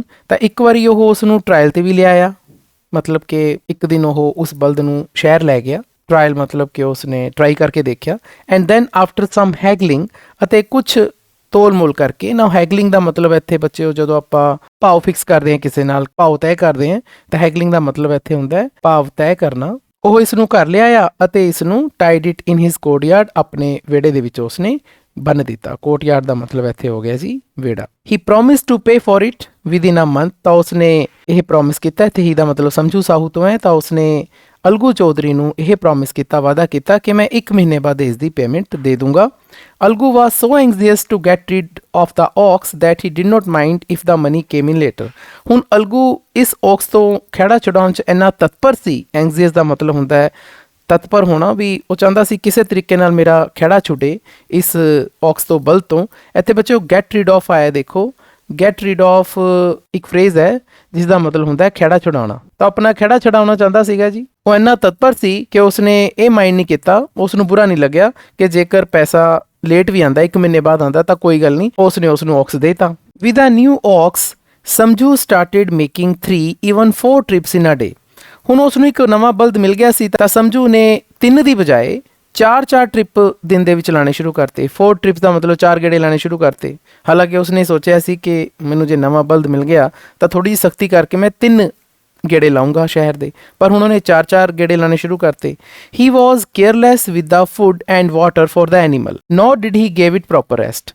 ਤਾਂ ਹੁਣ ਉਹ ਬਿਲਕੁਲ ਬੇਧਿਆਨਾ ਸੀ ਜੀ। ਕੇਅਰਲੈਸ ਦਾ ਮਤਲਬ ਹੁੰਦਾ ਹੈ ਕੋਈ ਧਿਆਨ ਨਹੀਂ ਸੀ ਦੇ ਰਿਹਾ, ਨਾ ਤਾਂ ਉਸ ਨੂੰ ਚੰਗਾ ਫੂਡ ਦੇ ਰਿਹਾ ਸੀ ਅਤੇ ਨਾ ਹੀ ਵਾਟਰ ਦੇ ਰਿਹਾ ਸੀ ਉਸ ਐਨੀਮਲ ਨੂੰ, ਮਤਲਬ ਕਿ ਔਕਸ ਨੂੰ, ਅਤੇ ਈਵਨ ਕਿ ਉਹ ਉਸ ਨੂੰ ਪ੍ਰੋਪਰ ਰੈਸਟ ਵੀ ਨਹੀਂ ਸੀ ਦੇ ਰਿਹਾ। ਹੁਣ ਦੇਖੋ ਉਹ ਜਿਹੜਾ ਬਲਦ ਹੈ ਉਹ 4 ਗੇੜੇ ਲਾ ਰਿਹਾ ਬਾਜ਼ਾਰ ਦੇ, ਗੱਡੀ ਭਰ ਕੇ ਲੈ ਕੇ ਜਾਂਦਾ ਹੈ, ਗੱਡੀ ਭਰ ਕੇ ਲੈ ਕੇ ਆਉਂਦਾ ਹੈ, ਪਰ ਉਸ ਨੂੰ ਰੈਸਟ ਵੀ ਨਹੀਂ ਮਿਲ ਰਹੀ। At the market place he would throw some dry straw before it. ਹੁਣ ਜਦੋਂ ਮਾਰਕੀਟ ਜਾਂਦਾ ਸੀ ਸਮਝੂ ਸਾਹੂ ਤਾਂ ਮਾਰਕੀਟ 'ਚੋਂ ਕੀ ਕਰਦਾ ਸੀ, ਕੁਛ ਸੁੱਕੇ ਹੋਏ ਸੁੱਕੇ ਹੋਏ ਖਿਕਾਨੇ ਹੁੰਦੇ ਸੀ ਉਹਦੇ ਅੱਗੇ ਸਿੱਟ ਦਿੰਦਾ ਸੀ ਖਾਣ ਲਈ। The poor animal had barely rested. ਹੁਣ ਇਹ ਵਿਚਾਰਾ ਬਲਦ ਹੈ, ਇਸ ਨੂੰ ਵਿਚਾਰ ਨੂੰ ਰੈਸਟ ਤਾਂ ਮਿਲਦੀ ਨਹੀਂ ਸੀ। ਬੈਰਲੀ ਦਾ ਮਤਲਬ ਹਮੇਸ਼ਾ ਨੈਗੇਟਿਵ ਤੌਰ 'ਤੇ ਹੁੰਦਾ ਬੱਚਿਓ, ਕਿ ਮਿਲਦੀ ਉਹ ਨਹੀਂ ਸੀ ਰੈਸਟ ਉਸ ਨੂੰ। Before he was tied up to the cart again, ਹਜੇ ਉਸ ਨੂੰ ਪੂਰੀ ਰੈਸਟ ਨਹੀਂ ਸੀ ਮਿਲਦੀ, ਉਸ ਤੋਂ ਪਹਿਲਾਂ ਹੀ ਉਸ ਨੂੰ ਗੱਡੇ ਨਾਲ ਵਿਚਾਰ ਨੂੰ ਫੇਰ ਟਾਈ ਅਪ ਕਰ ਦਿੱਤਾ ਜਾਂਦਾ ਸੀ, ਬੰਨ੍ਹ ਦਿੱਤਾ ਜਾਂਦਾ ਸੀ ਕਿ ਫੇਰ ਤੂੰ ਚੱਲ ਮਾਰਕੀਟ ਦਾ ਗੇੜਾ ਲਾ। ਤਾਂ ਪੂਰੇ ਪੈਰੇ ਤੋਂ ਸਾਨੂੰ ਇਹ ਪਤਾ ਲੱਗਦਾ ਹੈ ਕਿ ਸਮਝੂ ਸਾਹੂ ਬਹੁਤ ਹੀ ਜ਼ਿਆਦਾ ਪੈਸੇ ਦਾ ਲਾਲਚੀ ਇਨਸਾਨ ਸੀ। ਉਹ ਬਲਦ ਦਾ ਬਿਲਕੁਲ ਵੀ ਧਿਆਨ ਨਹੀਂ ਸੀ ਰੱਖ ਰਿਹਾ, ਉਸ ਨੂੰ ਪ੍ਰੋਪਰ ਫੂਡ ਨਹੀਂ ਸੀ ਦੇ ਰਿਹਾ, ਪ੍ਰੋਪਰ ਰੈਸਟ ਕਰਨ ਨੂੰ ਸੀ ਦੇ ਰਿਹਾ, ਸਗੋਂ ਉਸ ਤੋਂ ਕੰਮ ਚੌਗਣਾ ਲੈ ਰਿਹਾ ਸੀ। At Algu's house the ox had been looked after well with fresh water to drink. ਹੁਣ ਅਲਗੂ ਦੇ ਘਰੇ ਇਸ ਔਕਸ ਦਾ ਬਹੁਤ ਵਧੀਆ ਧਿਆਨ ਰੱਖਿਆ ਜਾਂਦਾ ਸੀ। ਲੁਕਡ ਆਫਟਰ ਵੈਲ, ਕਿਵੇਂ? ਉਸ ਨੂੰ ਫਰੈਸ਼ ਵਾਟਰ ਪੀਣ ਨੂੰ ਮਿਲਦਾ ਸੀਗਾ। ਅਪਾਰਟ ਫਰੋਮ ਫੋਡਰ, ਉਸ ਨੂੰ ਚਾਰੇ ਤੋਂ ਬਿਨਾਂ, ਫੋਡਰ ਦਾ ਮਤਲਬ ਇੱਥੇ ਚਾਰੇ ਨੂੰ ਕਿਹਾ ਜਾਂਦਾ ਹੈ, ਚਾਰੇ ਤੋਂ ਬਿਨਾਂ it was given grain, grain ਦਾ ਮਤਲਬ ਇੱਥੇ ਇਸ ਨੂੰ ਦਾਣੇ ਵੀ ਮਿਲਦੇ ਸੀ। And even touch of a ghee, and even a touch of ghee, ਅਤੇ ਉਸ ਨੂੰ ਘੀ ਵੀ ਮਿਲਦਾ ਸੀ। Morning and evening it was clean and massaged, ਸਵੇਰੇ ਸ਼ਾਮ ਇਸ ਨੂੰ ਸਾਫ਼ ਕੀਤਾ ਜਾਂਦਾ ਸੀ ਅਤੇ ਇਸ ਦੀ ਮਸਾਜ ਵੀ ਹੁੰਦੀ ਸੀ। Its comfortable past had given way to a life of torture. ਤਾਂ ਹੁਣ ਇੱਥੇ ਬਲਦ ਦੀਆਂ ਦੋ ਜ਼ਿੰਦਗੀਆਂ ਦੀ ਤੁਲਨਾ ਹੋ ਰਹੀ ਹੈ। ਇੱਕ ਜ਼ਿੰਦਗੀ ਜੋ ਉਸ ਦੀ ਅਲਗੂ ਦੇ ਘਰੇ ਚੱਲ ਰਹੀ ਸੀ, ਦੂਜੀ ਜੋ ਹੁਣ ਸਮਝੂ ਦੇ ਘਰੇ ਚੱਲ ਰਹੀ ਸੀ। ਅਲਗੂ ਦੇ ਘਰ ਜਿਹੜੀ ਜ਼ਿੰਦਗੀ ਸੀ ਉਹ ਬੜੀ ਕੰਫਰਟੇਬਲ ਸੀ, ਬਹੁਤ ਹੀ ਆਰਾਮਦਾਇਕ ਜ਼ਿੰਦਗੀ ਸੀ। ਪਰ ਹੁਣ ਉਹ ਆਰਾਮਦਾਇਕ ਜ਼ਿੰਦਗੀ ਦੀ ਥਾਂ ਕਿਹਨੇ ਲੈ ਲਈ ਸੀ? ਗਿਵਨ ਵੇ ਦਾ ਮਤਲਬ ਥਾਂ ਮੱਲਣਾ, ਤਾਂ ਉਸ ਦੀ ਥਾਂ ਕਿਸਨੇ ਮੱਲ ਲਈ ਸੀ? ਅ ਲਾਈਫ ਆਫ ਟਾਰਚਰ, ਇੱਕ ਟਾਰਚਰ ਵਾਲੀ ਜ਼ਿੰਦਗੀ ਨੇ, ਤਸੀਹਿਆਂ ਵਾਲੀ, ਟਾਰਚਰ ਤਸੀਹੇ ਨੂੰ ਕਿਹਾ ਜਾਂਦਾ ਹੈ ਜੀ, ਤਸੀਹੇ ਵਾਲੀ ਜਿਹੜੀ ਜ਼ਿੰਦਗੀ ਨੇ ਉਸ ਦੀ ਥਾਂ ਲੈ ਲਈ ਸੀ ਸਮਝੂ ਦੇ ਘਰ। It became half it size and its bone stuck out. ਤਾਂ ਇਟ ਦਾ ਮਤਲਬ ਇੱਥੇ ਬਲਦ ਤੋਂ ਹੀ ਹੈ, ਤਾਂ ਇਸ ਦਾ ਸਾਈਜ਼ ਅੱਧਾ ਰਹਿ ਗਿਆ, ਮਤਲਬ ਇਹਦਾ ਅੱਧਾ ਭਾਰ ਘਟ ਗਿਆ ਅਤੇ ਇਸ ਦੀਆਂ ਜਿਹੜੀਆਂ ਹੱਡੀਆਂ ਸੀ ਉਹ ਬਾਹਰ ਨਿਕਲ ਆਈਆਂ। ਸਟਕ ਆਊਟ ਦਾ ਮਤਲਬ ਬਾਹਰ ਨਿਕਲਣਾ। One day while making his fourth trip Samjhu overloaded the cart. ਤਾਂ ਇੱਕ ਵਾਰੀ ਜਦੋਂ ਉਹ ਆਪਣਾ ਚੌਥਾ ਗੇੜਾ ਲਾ ਰਿਹਾ ਸੀ, ਹੁਣ ਤੁਹਾਨੂੰ ਪਤਾ ਨਾ ਕਿ ਉਹ 4-4 ਗੇੜੇ ਲਾਣੇ ਸ਼ੁਰੂ ਕਰਤੇ ਸੀ ਉਹਨੇ ਸ਼ਹਿਰ ਤੇ ਉਸੇ ਬਲਦ ਦੇ ਨਾਲ, ਤਾਂ ਸਮਝੂ ਨੇ ਕਾਰਟ ਨੂੰ ਓਵਰਲੋਡ ਕਰ ਲਿਆ। ਓਵਰਲੋਡ ਦਾ ਮਤਲਬ ਉਸ ਨੂੰ ਨੱਕੋ ਨੱਕ ਭਰ ਲਿਆ, ਜ਼ਿਆਦਾ ਭਰ ਲਿਆ, ਜਿੰਨੀ ਕਪੈਸਿਟੀ ਸੀਗੀ ਗੱਡੇ ਦੀ ਉਸ ਤੋਂ ਜ਼ਿਆਦਾ ਉਸ 'ਤੇ ਸਮਾਨ ਲੱਦ ਲਿਆ। The poor animal was tired after the long day. ਹੁਣ ਉਹੀ ਪੂਅਰ ਐਨੀਮਲ ਇੱਥੇ ਕੌਣ ਹੈ ਜੀ? ਉਹੀ ਔਕਸ, ਉਹੀ ਬਲਦ। ਉਹ ਵਿਚਾਰਾ ਹੁਣ ਬਹੁਤ ਜ਼ਿਆਦਾ ਥੱਕਿਆ ਹੋਇਆ ਹੈ, ਸਾਰੇ ਦਿਨ ਦਾ 3 ਗੇੜੇ ਪਹਿਲਾਂ ਹੀ ਲਾ ਚੁੱਕਿਆ, ਚੌਥੇ 'ਚ ਉਸ ਨੂੰ ਹੋਰ ਜ਼ਿਆਦਾ ਭਾਰ ਖਿੱਚਣਾ ਪੈ ਰਿਹਾ ਹੈ। It could barely lift his feet. ਤਾਂ ਹੁਣ ਉਹ ਮੁਸ਼ਕਿਲ ਨਾਲ ਆਪਣੇ ਕਦਮ ਚੱਕ ਸਕਦਾ ਸੀ। ਬੈਰਲੀ ਫੇਰ ਉਹੀ ਬੱਚਿਓ ਹਾਰਡਲੀ, ਜੋ ਕਿ ਇੱਕ ਨੈਗੇਟਿਵ ਤੌਰ 'ਤੇ ਯੂਜ਼ ਹੁੰਦਾ ਹੈ ਕਿ ਉਹ ਆਪਣਾ ਪੈਰ ਹੀ ਨਹੀਂ ਸੀ ਚੱਕ ਪਾ ਰਿਹਾ, ਇੰਨਾ ਜ਼ਿਆਦਾ ਥੱਕਿਆ ਹੋਇਆ ਸੀ। Samjhu began to whip it and it began to run. ਤਾਂ ਸਮਝੂ ਨੇ ਇਸ ਨੂੰ ਚਾਬੁਕ ਮਾਰਿਆ। ਵਿਪ ਦਾ ਮਤਲਬ ਹੁੰਦਾ ਬੱਚਿਓ ਚਾਬੁਕ ਮਾਰਨਾ, ਬੈਂਤ ਮਾਰਨਾ। ਤਾਂ ਸਮਝੂ ਨੇ ਇਸ 'ਤੇ ਚਾਬੁਕ ਮਾਰੇ ਅਤੇ ਇਹ ਭੱਜਣ ਲੱਗ ਗਿਆ। ਇਟ ਦਾ ਮਤਲਬ ਇੱਥੇ ਫੇਰ ਇਸੇ ਹੀ ਐਨੀਮਲ ਨੂੰ ਕਿਹਾ ਗਿਆ। After a few yards it pause to rest. ਹੁਣ ਕੁਛ ਹੀ ਗਜ਼ ਅੱਗੇ ਚੱਲਿਆ ਸੀ, ਇਹ ਫੇਰ ਖੜ ਗਿਆ ਰੈਸਟ ਕਰਨ ਲਈ, ਕਿਉਂਕਿ ਥੱਕਿਆ ਹੋਇਆ ਬਹੁਤ ਜ਼ਿਆਦਾ। ਪੌਜ਼ ਦਾ ਮਤਲਬ ਰੁਕ ਜਾਣਾ। But Samjhu was in a hurry and he began to beat the animal ਮਰਸੀਲੈਸਲੀ।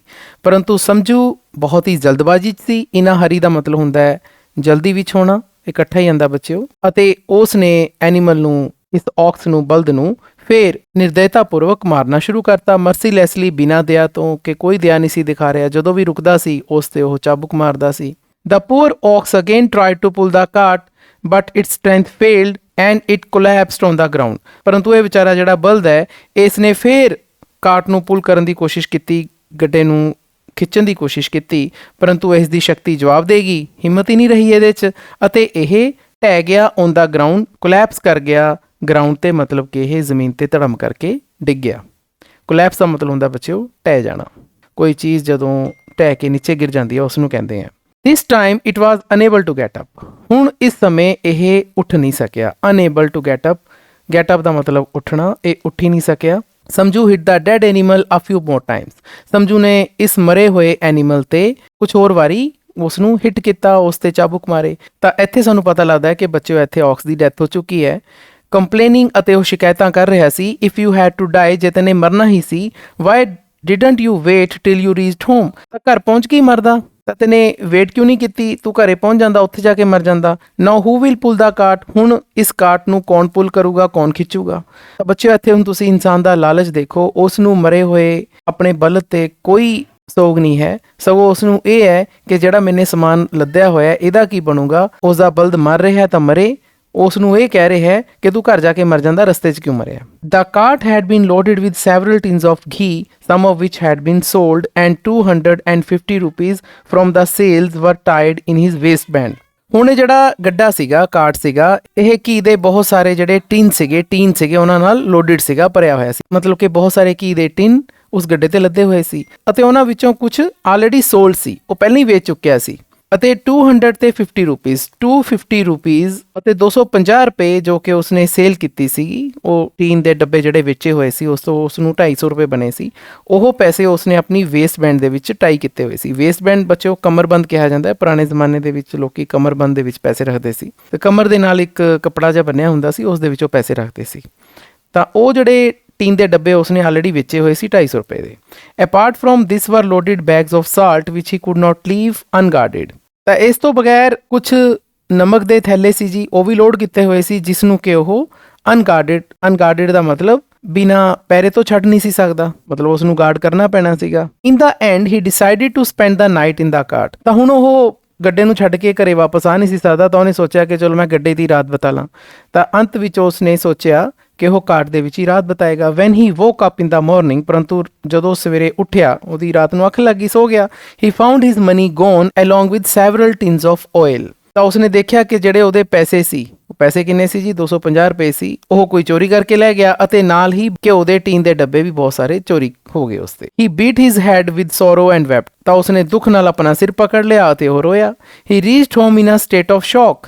ਤਾਂ ਬਹੁਤ ਹੀ ਜ਼ਿਆਦਾ ਸ਼ੌਕ ਹੋ ਗਿਆ ਜੀ, ਸਦਮਾ ਜਿਹਾ ਹੀ ਲੱਗ ਗਿਆ ਉਸਨੂੰ। ਸ਼ੌਕ ਦਾ ਮਤਲਬ ਇੱਥੇ ਸਦਮਾ ਕਹਿ ਸਕਦੇ ਹੋ। ਤਾਂ ਬਹੁਤ ਹੀ ਜ਼ਿਆਦਾ ਸਦਮੇ 'ਚ ਉਹ ਘਰੇ ਪਹੁੰਚਿਆ।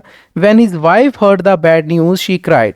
ਤਾਂ ਜਦੋਂ ਉਸਦੀ ਪਤਨੀ ਨੇ ਇਹ ਬੁਰੀ ਖਬਰ ਸੁਣੀ ਤਾਂ ਉਹ ਰੋ ਪਈ, ਚਿਲਾਈ ਐਂਡ ਸਟਾਰਟਿਡ ਅਬਿਊਜ਼ਿੰਗ ਅਲਗੂ ਚੌਧਰੀ। ਅਤੇ ਉਸਨੇ ਅਲਗੂ ਚੌਧਰੀ ਨੂੰ ਗਾਲਾਂ ਕੱਢਣੀਆਂ ਸ਼ੁਰੂ ਕਰਤੀਆਂ। ਅਬਿਊਜ਼ ਦਾ ਮਤਲਬ ਹੁੰਦਾ ਹੈ ਮਾੜਾ ਬੋਲਣਾ। ਦੈਟ ਮੀਨ ਫੈਲੋ, ਇਹ ਮਾੜਾ ਬੰਦਾ। ਨਾਓ ਦੈਟ ਮੀਨ ਫੈਲੋ ਦਾ ਮਤਲਬ ਉਹ ਅਲਗੂ ਚੌਧਰੀ ਨੂੰ ਕਹਿ ਰਹੀ ਹੈ। ਹਿਜ਼ ਅਨਲਕੀ ਔਕਸ ਹੈਜ਼ ਰੂਇਨਡ ਅਸ। ਇਸ ਦੀ ਮਾੜੀ ਕਿਸਮਤ ਵਾਲੇ ਬਲਦ ਨੇ ਸਾਨੂੰ ਰੂਇਨ ਕਰਤਾ, ਸਾਨੂੰ ਬਰਬਾਦ ਕਰਤਾ। All our life long savings had been stolen. ਸਾਡੀ ਸਾਰੀ ਜ਼ਿੰਦਗੀ ਦੀ ਜਿਹੜੀ ਸੇਵਿੰਗਸ ਹੈ, ਜੋ ਸਾਨੇ ਬੱਚਤ ਕੀਤੀ ਹੋਈ ਸੀ, ਉਹ ਚੋਰੀ ਹੋ ਗਈ। ਤਾਂ ਬੱਚਿਓ ਇੱਥੇ ਵੀ ਵਾਈਫ ਦਾ ਨਾਮ ਨਹੀਂ ਆਇਆ। ਤਾਂ ਟੋਟਲ ਇਸ ਚੈਪਟਰ ਦੇ ਵਿੱਚ 4 ਵਿਮਨ ਕਰੈਕਟਰ ਆਏ ਨੇ ਬੱਚਿਓ। ਇੱਕ ਜੁਮਨ ਸ਼ੇਖ ਦੀ ਆਂਟ ਹੈ ਜਿਸ ਦਾ ਨਾਮ ਨਹੀਂ ਆਇਆ, ਲੇਕਿਨ ਜੁਮਨ ਸ਼ੇਖ ਦੀ ਵਾਈਫ ਕਰੀਮਨ ਦਾ ਨਾਮ ਆਇਆ, ਅਲਗੂ ਚੌਧਰੀ ਦੀ ਵਾਈਫ ਦਾ ਨਾਮ ਨਹੀਂ ਆਇਆ, ਸਮਝੂ ਸਾਹੂ ਦੀ ਵੀ ਵਾਈਫ ਦਾ ਨਾਮ ਨਹੀਂ ਆਇਆ। ਟੋਟਲ 4 ਵਿਮਨ ਕਰੈਕਟਰ ਇਸ ਸਟੋਰੀ 'ਚ ਨੇ। ਸਟੂਡੈਂਟਸ, ਮੈਂ +1 ਅਤੇ +2 ਕਲਾਸਿਸ ਦੇ ਜਨਰਲ ਇੰਗਲਿਸ਼ ਅਤੇ ਇਲੈਕਟਿਵ ਇੰਗਲਿਸ਼ ਦੇ ਬਹੁਤ ਸਾਰੇ ਵੀਡੀਓਜ਼ ਬਣਾਏ ਹੋਏ ਹਨ। ਇਹਨਾਂ ਵੀਡੀਓਜ਼ ਨੂੰ ਦੇਖਣ ਦੇ ਲਈ ਤੁਸੀਂ YouTube ਦੀ ਸਰਚ ਬਾਰ 'ਤੇ ਜਾ ਕੇ ਦੀਪਕ Sood love learning to lead type ਕਰੋ। ਰਿਜ਼ਲਟ ਵਿੱਚ ਆਈ ਪਹਿਲੀ ਸਾਈਟ ਦੇ ਦੀਪਕ ਸੂਦ ਦੇ ਜਾ ਕੇ ਕਲਿੱਕ ਕਰੋ। ਤਾਂ ਇਸ ਤਰ੍ਹਾਂ ਤੁਸੀਂ ਚੈਨਲ 'ਤੇ ਪਹੁੰਚ ਜਾਵੋਗੇ, ਜਿੱਥੇ ਤੁਸੀਂ ਵੀਡੀਓਜ਼ ਦਾ ਇੱਕ ਸੈਕਸ਼ਨ ਦੇਖੋਗੇ। ਵੀਡੀਓਜ਼ 'ਤੇ ਕਲਿੱਕ ਕਰੋ, ਤੁਹਾਨੂੰ ਮੇਰੀਆਂ ਬਣਾਈਆਂ ਹੋਈਆਂ ਸਾਰੀਆਂ ਵੀਡੀਓਜ਼ ਤੁਹਾਨੂੰ ਮਿਲ ਜਾਣਗੀਆਂ। ਇਸ ਦੇ ਵਿੱਚ +1 +2 ਦੀਆਂ ਸਾਰੀਆਂ ਕਲਾਸਿਸ ਦੀਆਂ ਜੋ ਮੈਂ ਵੀਡੀਓਜ਼ ਬਣਾਈਆਂ ਹਨ ਉਹ ਸ਼ਾਮਿਲ ਹਨ। ਪਲੇਲਿਸਟ ਵਾਲੇ ਸੈਕਸ਼ਨ 'ਤੇ ਜਾ ਕੇ ਤੁਸੀਂ ਸਾਰੀਆਂ ਪਲੇਲਿਸਟ ਪ੍ਰਾਪਤ ਕਰ ਪਾਓਗੇ, ਜਿਵੇਂ ਕਿ ਕਲਾਸ 12 ਦੀ ਪਲੇਲਿਸਟ ਚੌਥੇ ਨੰਬਰ 'ਤੇ ਹੈ। ਇਸ 'ਤੇ ਤੁਸੀਂ ਜਾ ਕੇ ਜਦੋਂ ਵਿਊ ਫੁੱਲ ਪਲੇਲਿਸਟ ਕਰੋਗੇ ਤਾਂ ਤੁਹਾਨੂੰ ਕਲਾਸ 12 ਦੀਆਂ ਸਾਰੀਆਂ ਵੀਡੀਓਜ਼ ਮਿਲ ਜਾਣਗੀਆਂ। ਇਸੇ ਤਰ੍ਹਾਂ ਤੁਸੀਂ ਬਾਕੀ ਕਲਾਸ 11 ਉਹਨਾਂ ਦੀ ਪਲੇਲਿਸਟ 'ਤੇ ਜਾ ਕੇ ਸਾਰੀਆਂ ਵੀਡੀਓਜ਼ ਪ੍ਰਾਪਤ ਕਰ ਸਕਦੇ ਹੋ। ਅਤੇ ਇਸੇ ਤਰ੍ਹਾਂ ਮੈਂ ਕਲਾਸ 11 ਅਤੇ ਕਲਾਸ 12 ਦੀਆਂ ਗ੍ਰਾਮਰ ਦੀਆਂ ਵੀਡੀਓ ਲਿਸਟ ਬਣਾਈ ਹੋਈ ਹੈ, ਤਾਂ ਉਹ ਸਾਰੀਆਂ ਵੀਡੀਓਜ਼ ਤੁਹਾਨੂੰ ਪ੍ਰਾਪਤ ਹੋ ਜਾਣਗੀਆਂ। ਅਤੇ ਇੱਕ ਪਲੇਲਿਸਟ ਇੰਗਲਿਸ਼ ਇਲੈਕਟਿਵ ਕਲਾਸ 11 ਦੀ ਵੀ ਹੈ, ਅਤੇ ਉਸ ਦੇ ਵਿੱਚ ਤੁਹਾਨੂੰ ਸਾਰੀਆਂ ਕਲਾਸ 11 ਦੀਆਂ ਪਲੇਲਿਸਟ ਪ੍ਰਾਪਤ ਹੋ ਜਾਣਗੀਆਂ। ਤਾਂ ਮੈਂ ਤੁਹਾਨੂੰ ਸਾਰਿਆਂ ਨੂੰ ਅਪੀਲ ਕਰਦਾ ਹਾਂ ਕਿ ਇੱਕ ਵਾਰ ਤੁਸੀਂ Deepak Sood love learning to lead channel 'ਤੇ ਜ਼ਰੂਰ ਵਿਜ਼ਿਟ ਕਰੋ। Several months went by. ਕਾਫੀ ਮਹੀਨੇ ਬੀਤ ਗਏ ਜੀ। ਗੋ ਬਾਏ ਦਾ ਮਤਲਬ ਹੁੰਦਾ ਜਦੋਂ ਸਮਾਂ ਬੀਤ ਜਾਂਦਾ ਹੈ, ਉਸ ਨੂੰ ਆਪਾਂ ਕਹਿੰਦੇ ਹਾਂ। Whenever Algu demanded the price of the ox, Samjhu would reply nastily. ਜਦੋਂ ਵੀ ਅਲਗੂ ਆਪਣੇ ਬਲ ਦੇ ਕੀਮਤ ਨੂੰ ਡਿਮਾਂਡ ਕਰਦਾ, ਉਸ ਤੋਂ ਮੰਗਦਾ, ਤਾਂ ਸਮਝੂ ਉਸ ਨੂੰ ਬਹੁਤ ਹੀ ਭੈੜੇ ਤਰੀਕੇ ਨਾਲ, ਨੈਸਟਲੀ ਦਾ ਮਤਲਬ ਹੁੰਦਾ ਬਹੁਤ ਹੀ ਰੁੱਖੇ ਵਿਵਹਾਰ ਨਾਲ, ਰੁੱਖੇ ਢੰਗ ਨਾਲ ਉੱਤਰ ਦਿੰਦਾ। Here we have lost our life savings. ਕਹਿੰਦੇ ਇੱਥੇ ਤਾਂ ਸਾਡੀ ਜ਼ਿੰਦਗੀ ਦੀ ਸਾਰੀ ਸੇਵਿੰਗ ਚਲੀ ਗਈ, ਸਾਰੀ ਬੱਚਤ ਕਮਾਈ ਚਲੀ ਗਈ। And you want money for the ox, ਅਤੇ ਤੂੰ ਆਪਣੇ ਬਲ ਦੇ ਪੈਸੇ ਪਾਲਦਾ ਸਾਡੇ ਤੋਂ। ਯੂ ਚੀਟਡ ਮੀ, ਤੂੰ ਮੈਨੂੰ ਧੋਖਾ ਦਿੱਤਾ। You gave me a sick ox, ਤੂੰ ਮੈਨੂੰ ਇੱਕ ਬਿਮਾਰ ਬਲਦ ਦਿੱਤਾ। You expect me to pay you, ਹੁਣ ਤੂੰ ਆਸ ਕਰਦਾ ਹੈ ਕਿ ਮੈਂ ਤੈਨੂੰ ਇਸ ਦੇ ਪੈਸੇ ਦੇਵਾਂ। Do you take me for ਸੱਚ ਅ ਫੂਲ, ਕੀ ਤੂੰ ਮੈਨੂੰ ਮੂਰਖ ਸਮਝਦਾ ਹੈ। ਟੇਕ ਮੀ ਫॉर ਸੱਚ ਅ ਫੂਲ ਦਾ ਮਤਲਬ ਹੁੰਦਾ ਮੂਰਖ ਸਮਝਣਾ ਬੱਚਿਓ। I come from a trading family, ਕਹਿੰਦੇ ਮੈਂ ਇੱਕ ਵਪਾਰੀ ਪਰਿਵਾਰ ਚੋਂ ਆਉਣਾ ਹੈ। And I am not going to let you fool me, ਅਤੇ ਮੈਂ ਤੈਨੂੰ ਆਪਣੇ ਆਪ ਨੂੰ ਮੂਰਖ ਬਣਾਉਣ ਨਹੀਂ ਦੇਵਾਂਗਾ। ਲੈਟ ਯੂ, ਮੈਂ ਤੈਨੂੰ ਇਜਾਜ਼ਤ ਨਹੀਂ ਦੇਵਾਂਗਾ ਕਿ ਤੂੰ ਮੈਨੂੰ ਮੂਰਖ ਬਣਾਵੇਂ। ਯਾਨੀ ਕਿ ਹੁਣ ਉਹ ਸਾਰਾ ਜਿਹੜਾ ਦੋਸ਼ ਹੈ ਬੱਚਿਓ ਸਮਝੂ ਸਾਹੂ ਉਹ ਅਲਗੂ ਚੌਧਰੀ ਤੇ ਸਿੱਟ ਦਿੰਦਾ ਹੈ ਕਿ ਤੂੰ ਮੈਨੂੰ ਬਿਮਾਰ ਬਲਦ ਵੇਚਿਆ ਜਿਸ ਕਰਕੇ ਉਹਦੀ ਡੈਥ ਹੋਈ ਹੈ, ਮੇਰਾ ਕੋਈ ਕਸੂਰ ਨਹੀਂ ਹੈ। Finally, some villagers suggested that the matter be decided in a panchayat and both Samjhu and Algu agreed. ਤਾਂ ਅੰਤ ਕੁਝ ਵਿਲੇਜਰਸ ਨੇ, ਪਿੰਡ ਵਾਸੀਆਂ ਨੇ ਸੁਝਾਅ ਦਿੱਤਾ, ਸੁਜੈਸਟਡ ਦਾ ਮਤਲਬ ਪ੍ਰਪੋਜ਼ਡ, ਸੁਝਾਅ ਦੇਣਾ, ਕਿ ਇਹ ਜਿਹੜਾ ਮਾਮਲਾ ਇਹਨੂੰ ਪੰਚਾਇਤ 'ਚ ਸੁਲਝਾਇਆ ਜਾਵੇ, ਜਿਸ ਨਾਲ ਕਿ ਸਮਝੂ ਸਾਹੂ ਤੇ ਅਲਗੂ ਦੋਨੇ ਮੰਨ ਗਏ ਕਿ ਠੀਕ ਹੈ ਪੰਚਾਇਤ 'ਚ ਮਸਲਾ ਲੈ ਕੇ ਜਾਇਆ ਜਾਵੇ। ਤਾਂ ਬੱਚਿਓ ਇੱਕ ਸ਼ਾਰਟ ਆਨਸਰ ਟਾਈਪ ਕੁਐਸਚਨ ਤੁਹਾਡਾ ਐਕਸਰਸਾਈਜ਼ 'ਚੋਂ ਬਣਦਾ ਹੈ ਕਿ ਸਮਝੂ ਸਾਹੂ ਤੇ ਅਲਗੂ ਚੌਧਰੀ 'ਚ ਕੀ ਰੌਲਾ ਸੀ। ਤਾਂ ਅਸੀਂ ਜਿਹੜਾ ਆਨਸਰ ਇਹਨਾਂ ਲਾਈਨਾਂ 'ਚੋਂ ਹੀ ਦੇਵਾਂਗੇ ਜੋ ਹੁਣ ਤੁਹਾਨੂੰ ਪਹਿਲਾਂ ਪੜ੍ਹੀਆਂ ਨੇ। ਦਾ ਪੰਚਾਇਤ ਸੈਟ ਡਾਊਨ, ਹੁਣ ਪੰਚਾਇਤ ਬੈਠ ਗਈ ਜੀ। ਰਾਮਧਨ ਮਿਸ਼ਰ ਆਸਟ, ਰਾਮਧਨ ਮਿਸ਼ਰ ਪਹਿਲਾਂ ਵੀ ਆਇਆ ਸੀਗਾ ਜੀ ਜੋ ਕਿ ਪੰਚਾਇਤ ਦਾ ਮੈਂਬਰ ਹੈ। ਤਾਂ ਉਸਨੇ ਪੁੱਛਿਆ ਨਾਓ ਵਾਟ ਇਜ਼ ਦਾ ਡਿਲੇ, ਕਹਿੰਦੇ ਹੁਣ ਡਿਲੇ ਕਿਸ ਗੱਲ ਦੀ ਹੈ, ਦੇਰ ਕਿਸ ਗੱਲ ਦੀ ਹੈ। ਲੈਟ ਅਸ ਸਿਲੈਕਟ ਦਾ ਮੈਂਬਰਸ, ਕਹਿੰਦੇ ਆਪਾਂ ਆਪਣੇ ਮੈਂਬਰ ਸਿਲੈਕਟ ਕਰੀਏ। ਵੈਲ ਠੀਕ ਹੈ ਚੌਧਰੀ, ਹੂਮ ਡੂ ਯੂ ਨੋਮੀਨੇਟ, ਅਲਗੂ ਚੌਧਰੀ ਨੂੰ ਕਹਿ ਰਿਹਾ ਹੈ ਕਿ ਤੂੰ ਕਿਸ ਨੂੰ ਨੋਮੀਨੇਟ ਕਰਦਾ ਹੈ, ਤੂੰ ਕਿਸ ਨੂੰ ਨਾਮਜ਼ਦ ਕਰਦਾ ਹੈ। ਸ਼ਬਦ ਇਹ ਪਹਿਲਾਂ ਵੀ ਆਇਆ ਸੀ ਬੱਚਿਓ। ਇੱਥੇ ਕਿਹੜੇ ਬੰਦੇ ਨੂੰ ਨਾਮਜ਼ਦ ਕਰਨ ਦੀ ਗੱਲ ਹੋ ਰਹੀ ਹੈ, ਫਿਰ ਉਸੇ ਹੈੱਡ ਪੰਚ ਨੂੰ। ਤੁਹਾਨੂੰ ਮੈਂ ਦੱਸਿਆ ਨਾ ਕਿ ਪੁਰਾਣੇ ਜ਼ਮਾਨੇ ਦੇ ਵਿੱਚ ਦੋਵੇਂ ਧਿਰਾਂ ਮਿਲ ਕੇ ਇੱਕ ਬੰਦੇ ਨੂੰ ਚੁਣਦੀਆਂ ਸੀ ਜੋ ਕਿ ਹੈੱਡ ਪੰਚ ਬਣਦਾ ਸੀ, ਸਰਪੰਚ ਬਣਦਾ ਸੀ, ਫਿਰ ਉਹ ਫੈਸਲਾ ਕਰਦਾ ਹੁੰਦਾ ਸੀ। ਅਲਗੂ ਸੈਡ ਵੈਰੀ ਪੋਲਾਈਟਲੀ, ਅਲਗੂ ਨੇ ਬੜੇ ਹੀ ਨਿਮਰਤਾ ਨਾਲ ਉੱਤਰ ਦਿੱਤਾ ਲੈਟ ਸਮਝੂ ਚੂਜ਼ ਦੈਮ, ਕਹਿੰਦੇ ਸਮਝੂ ਨੂੰ ਚੂਜ਼ ਕਰਨ ਦਾ ਮੌਕਾ ਦਿਓ ਕਿ ਸਮਝੂ ਚੁਣੇ ਕਿਹੜੇ ਮੈਂਬਰ ਚੁਣਨੇ ਹੈ। Samjhu stood up and said I propose Jumman Sheikh, ਤਾਂ ਸੰਜੂ ਖੜਾ ਹੋ ਗਿਆ ਤੇ ਬੋਲਿਆ ਕਿ ਮੈਂ ਜੁਮਨ ਸ਼ੇਖ ਨੂੰ ਪ੍ਰਪੋਜ਼ ਕਰਦਾ, ਮੈਂ ਉਸ ਦਾ ਨਾਮ ਪ੍ਰਸਤਾਵ ਕਰਦਾ। ਪ੍ਰਪੋਜ਼ ਸ਼ਬਦ ਪਹਿਲਾਂ ਵੀ ਆਇਆ ਸੀ ਜੀ, ਪ੍ਰਸਤਾਵ ਕਰਨਾ, ਪ੍ਰਪੋਜ਼ ਦਾ ਮਤਲਬ ਸੁਝਾਅ ਦੇਣਾ। ਹੀਅਰਿੰਗ ਦਿਸ, ਇਸ ਨੂੰ ਸੁਣ ਕੇ Algu's heart began to beat fast, Algu ਦਾ ਦਿਲ ਜ਼ੋਰ-ਜ਼ੋਰ ਨਾਲ ਧੜਕਣ ਲੱਗਿਆ, ਬੀਟ ਫਾਸਟ, ਤੇਜ਼ੀ ਨਾਲ ਧੜਕਣ ਲੱਗਿਆ। ਐਜ਼ ਇਫ ਸਮਵਨ ਹੈਡ ਸਲੈਪਡ ਹਿਮ, ਜਿਵੇਂ ਕਿ ਕਿਸੇ ਨੇ ਉਸਦੇ ਮੂੰਹ ਤੇ ਥੱਪੜ ਮਾਰਤਾ ਹੁੰਦਾ। ਸਲੈਪ ਦਾ ਮਤਲਬ ਹੁੰਦਾ ਥੱਪੜ ਮਾਰਨਾ। ਹੁਣ ਸਾਨੂੰ ਪਤਾ ਹੈ ਬੱਚਿਓ ਕਿ ਅਲਗੂ ਚੌਧਰੀ ਤੇ ਜੁਮਨ ਸ਼ੇਖ ਦੇ ਵਿਚਕਾਰ ਹੁਣ ਉਹ ਫਰੈਂਡਸ਼ਿਪ ਨਹੀਂ ਸੀ ਰਹੀ, ਉਹ ਇੱਕ ਦੂਸਰੇ ਨਾਲ ਪ੍ਰੋਪਰ ਬੋਲਦੇ ਵੀ ਨਹੀਂ ਸੀ, ਈਵਨ ਕਿ ਉਹਨਾਂ ਦੀਆਂ ਵਾਈਫਸ ਵੀ ਆਪਸ 'ਚ ਲੜੀਆਂ ਸੀ। ਤਾਂ ਹੁਣ ਅਲਗੂ ਨੂੰ ਐਂ ਲੱਗਿਆ ਕਿ ਜੁਮਨ ਸ਼ੇਖ ਤਾਂ ਜਦੋਂ ਹੈੱਡ ਪੰਚ ਬਣ ਜਾਏਗਾ ਤਾਂ ਹੋ ਸਕਦਾ ਮੈਂ ਇਹ ਕੇਸ ਹਾਰ ਜਾ। ਰਾਮਧਨ ਵਾਜ਼ ਅਲਗੂਜ਼ ਫਰੈਂਡ, ਹੁਣ ਜਿਹੜਾ ਰਾਮਧਨ ਹੈ ਉਹ ਅਲਗੂ ਦਾ ਦੋਸਤ ਹੈ। ਹੀ ਅੰਡਰਸਟੂਡ, ਉਹ ਸਮਝ ਗਿਆ, ਹੁਣ ਉਹ ਗੱਲ ਸਮਝ ਗਿਆ ਕਿਉਂਕਿ ਉਸਨੇ ਅਲਗੂ ਚੌਧਰੀ ਦਾ ਚਿਹਰਾ ਪੜ੍ਹ ਲਿਆ। ਹੀ ਸੈਡ, ਉਸਨੇ ਕਿਹਾ Chaudhary do you have any objections, ਕਿ ਕੀ ਤੈਨੂੰ ਕੋਈ ਓਬਜੈਕਸ਼ਨ ਹੈ, ਤੈਨੂੰ ਕੋਈ ਦਿੱਕਤ ਹੈ ਇਸ ਗੱਲ 'ਚ ਕਿ ਜੇਕਰ ਅਸੀਂ ਹੈੱਡ ਪੰਚ ਜੁਮਨ ਸ਼ੇਖ ਨੂੰ ਚੁਣ ਲਈਏ। ਤਾਂ ਬੱਚਿਓ ਇੱਥੇ ਇਹ ਗੱਲ ਦੇਖਣ ਵਾਲੀ ਹੈ ਕਿ ਜਦੋਂ ਵੀ ਉਹਨਾਂ ਦਿਨਾਂ ਦੇ ਵਿੱਚ ਦੋਵੇਂ ਧਿਰਾਂ ਆਪਣਾ ਹੈੱਡ ਪੰਚ ਚੁਣਦੀਆਂ ਸੀ ਤਾਂ ਉਹ ਦੋਨਾਂ ਦੀ ਸਰਵਸਹਿਮਤੀ ਨਾਲ ਹੀ ਚੁਣਿਆ ਜਾਂਦਾ ਸੀ। ਜੇਕਰ ਇੱਕ ਧਿਰ ਵੀ ਕਹਿ ਦਿੰਦੀ ਸੀ ਕਿ ਮੈਨੂੰ ਇਹ ਬੰਦਾ ਮਨਜ਼ੂਰ ਨਹੀਂ ਤਾਂ ਫਿਰ ਕਿਸੇ ਹੋਰ ਦੂਸਰੇ ਬੰਦੇ ਦੇ ਨਾਮ ਤੇ ਚਰਚਾ ਹੁੰਦੀ ਸੀ। ਰਿਜ਼ਾਈਨਡਲੀ ਚੌਧਰੀ ਆਨਸਰਡ ਨੋ ਆਈ ਹੈਵ ਨਨ, ਤਾਂ ਸਬਰ ਨਾਲ, ਰਿਜ਼ਾਈਨਡਲੀ ਦਾ ਮਤਲਬ ਇੱਥੇ ਬੱਚਿਓ ਸਬਰ ਨਾਲ, ਸਬਰ ਦਾ ਘੁੱਟ ਭਰਦੇ ਹੋਏ ਚੌਧਰੀ ਨੇ ਆਨਸਰ ਦਿੱਤਾ। ਅਲਗੂ ਨੇ ਕਿਹਾ ਨੋ ਨਹੀਂ, ਆਈ ਹੈਵ ਨਨ, ਮੈਨੂੰ ਕੋਈ ਓਬਜੈਕਸ਼ਨ ਨਹੀਂ ਹੈ। The knowledge of one's responsibility helps to improve our relationship with others, ਹੁਣ ਇੱਥੇ ਕਹਾਣੀਕਾਰ ਆਪਣੇ ਵਿਚਾਰ ਦੇ ਰਿਹਾ ਹੈ। ਉਹ ਕਹਿ ਰਿਹਾ ਹੈ ਕਿ ਜਦੋਂ ਕਿਸੇ ਇਨਸਾਨ ਨੂੰ ਆਪਣੀ ਜ਼ਿੰਮੇਵਾਰੀ ਦਾ ਗਿਆਨ ਹੋ ਜੇ ਤਾਂ ਬਾਕੀਆਂ ਨਾਲ ਉਸ ਦੇ ਜਿਹੜੇ ਰਿਲੇਸ਼ਨਸ਼ਿਪ ਨੇ, ਰਿਸ਼ਤੇ ਨੇ, ਉਹਨਾਂ ਨੂੰ ਇੰਪਰੂਵ ਕਰਨ 'ਚ ਮਦਦ ਮਿਲਦੀ ਹੈ। ਤਾਂ ਇੱਥੇ ਇਹ ਗੱਲ ਕਹੀ ਜਾ ਰਹੀ ਹੈ ਕਿ ਜਦੋਂ ਬੰਦਾ ਇਹ ਸਮਝ ਲੈਂਦਾ ਕਿ ਮੇਰੇ ਤੇ ਕੋਈ ਰਿਸਪੌਂਸਿਬਿਲਿਟੀ ਪਈ ਹੈ ਤਾਂ ਫਿਰ ਇਸ ਗਿਆਨ ਦੇ ਨਾਲ ਉਸਦੇ ਜਿਹੜੇ ਰਿਸ਼ਤੇ ਨੇ ਬਾਕੀਆਂ ਨਾਲ ਚੰਗੇ ਹੋ ਜਾਂਦੇ ਨੇ। Whenever we behave badly this inner realisation helps to bring us back to the right path, ਕਹਿੰਦੇ ਜਦੋਂ ਸਾਨੂੰ ਇਹ ਅਹਿਸਾਸ ਹੁੰਦਾ ਹੈ, ਅੰਦਰੋਂ ਅਹਿਸਾਸ ਹੁੰਦਾ ਹੈ, ਰਿਅਲਾਈਜੇਸ਼ਨ ਦਾ ਮਤਲਬ ਹੁੰਦਾ ਬੱਚਿਓ ਅਹਿਸਾਸ ਹੋਣਾ, ਕਿ ਜਦੋਂ ਸਾਨੂੰ ਅੰਦਰੋਂ ਅਹਿਸਾਸ ਹੁੰਦਾ ਹੈ ਕਿ ਅਸੀਂ ਬੈਡਲੀ ਬਿਹੇਵ ਕੀਤਾ, ਕਿਸੇ ਨਾਲ ਮਾੜਾ ਵਤੀਰਾ ਕੀਤਾ, ਸਾਨੂੰ ਇਹ ਗੱਲ ਦਾ ਅਹਿਸਾਸ ਅੰਦਰੋਂ ਹੁੰਦਾ ਹੈ, ਤਾਂ ਇਸ ਨਾਲ ਅਸੀਂ ਸਹੀ ਪਾਥ ਦੇ ਉੱਪਰ ਵਾਪਸ ਮੁੜ ਪੈਂਦੇ ਹਾਂ, ਮਤਲਬ ਕਿ ਅਸੀਂ ਸਹੀ ਰਸਤੇ ਤੇ ਚਲੇ ਜਾਂਦੇ ਹਾਂ ਕਿਉਂਕਿ ਸਾਨੂੰ ਹੁਣ ਅੰਦਰੋਂ ਅਹਿਸਾਸ ਹੋਇਆ ਹੈ ਕਿ ਅਸੀਂ ਜੋ ਕੀਤਾ ਉਹ ਗਲਤ ਕੀਤਾ ਸੀ। ਐਜ਼ ਸੂਨ ਐਜ਼ ਜੁਮਨ ਸ਼ੇਖ ਵਾਜ਼ ਅਪਾਇੰਟਡ ਸਰਪੰਚ, ਤਾਂ ਜਿਵੇਂ ਹੀ ਜੁਮਨ ਸ਼ੇਖ ਨੂੰ ਸਰਪੰਚ ਅਪਾਇੰਟ ਕਰ ਦਿੱਤਾ ਜਾਂਦਾ ਹੈ, ਹੈੱਡ ਪੰਚ, ਸਰਪੰਚ ਉਸ ਨੂੰ ਬਣਾ ਦਿੱਤਾ ਜਾਂਦਾ ਹੈ, he felt a sense of responsibility for this high position, ਤਾਂ ਉਸ ਨੂੰ ਆਪਣੇ ਅੰਦਰ ਇੱਕ ਸੈਂਸ ਆਫ ਰਿਸਪੌਂਸਿਬਿਲਿਟੀ ਦੀ ਭਾਵਨਾ ਆਉਂਦੀ ਹੈ। ਸੈਂਸ ਆਫ ਰਿਸਪੌਂਸਿਬਿਲਿਟੀ ਦਾ ਮਤਲਬ ਹੈ ਬੱਚੇ ਉਸ ਜ਼ਿੰਮੇਦਾਰੀ ਦੀ ਭਾਵਨਾ ਉਸ ਦੇ ਅੰਦਰ ਜਾਗ ਜਾਂਦੀ ਹੈ ਕਿ ਮੈਂ ਹੁਣ ਹਾਈ ਪੋਜੀਸ਼ਨ ਤੇ ਬੈਠਾ, ਮੈਂ ਉੱਚੀ ਪਦਵੀ ਤੇ ਬੈਠਾ। ਹੀ ਥੋਟ, ਉਸਨੇ ਸੋਚਿਆ I am sitting on the highest thrown of justice and Dharma, ਕਹਿੰਦੇ ਮੈਂ ਨਿਆਂ ਅਤੇ ਧਰਮ ਦੇ ਸਭ ਤੋਂ ਉੱਚੇ ਮੁਕਾਮ ਤੇ ਬੈਠਾ, highest thrown. whatever comes from my lips will be treated with the same respect as the words of God, ਕਹਿੰਦੇ ਜੋ ਵੀ ਮੇਰੇ ਬੁੱਲਾਂ ਦੇ ਵਿੱਚੋਂ ਨਿਕਲੇਗਾ ਉਸ ਨੂੰ ਪਰਮਾਤਮਾ ਦੇ ਕਹੇ ਹੋਏ ਸ਼ਬਦਾਂ ਦੀ ਤਰ੍ਹਾਂ ਰਿਸਪੈਕਟ ਮਿਲੇਗੀ। ਪਹਿਲਾਂ ਵੀ ਇੱਕ ਲਾਈਨ ਆਈ ਸੀ ਬੱਚਿਓ ਸਟੋਰੀ ਦੇ ਵਿੱਚ, ਜੋ ਕਿ ਜੁਮਨ ਸ਼ੇਖ ਦੀ ਆਂਟ ਨੇ ਕਹੀ ਸੀ ਕਿ ਪੰਚਾਂ ਦੇ ਅੰਦਰੋਂ ਤਾਂ ਪਰਮਾਤਮਾ ਦੀ ਆਵਾਜ਼ ਨਿਕਲਦੀ ਹੈ। ਸੇਮ ਆਹੀ ਫੀਲਿੰਗ ਹੁਣ ਜੁਮਨ ਸ਼ੇਖ ਦੇ ਅੰਦਰੋਂ ਆ ਰਹੀ ਹੈ।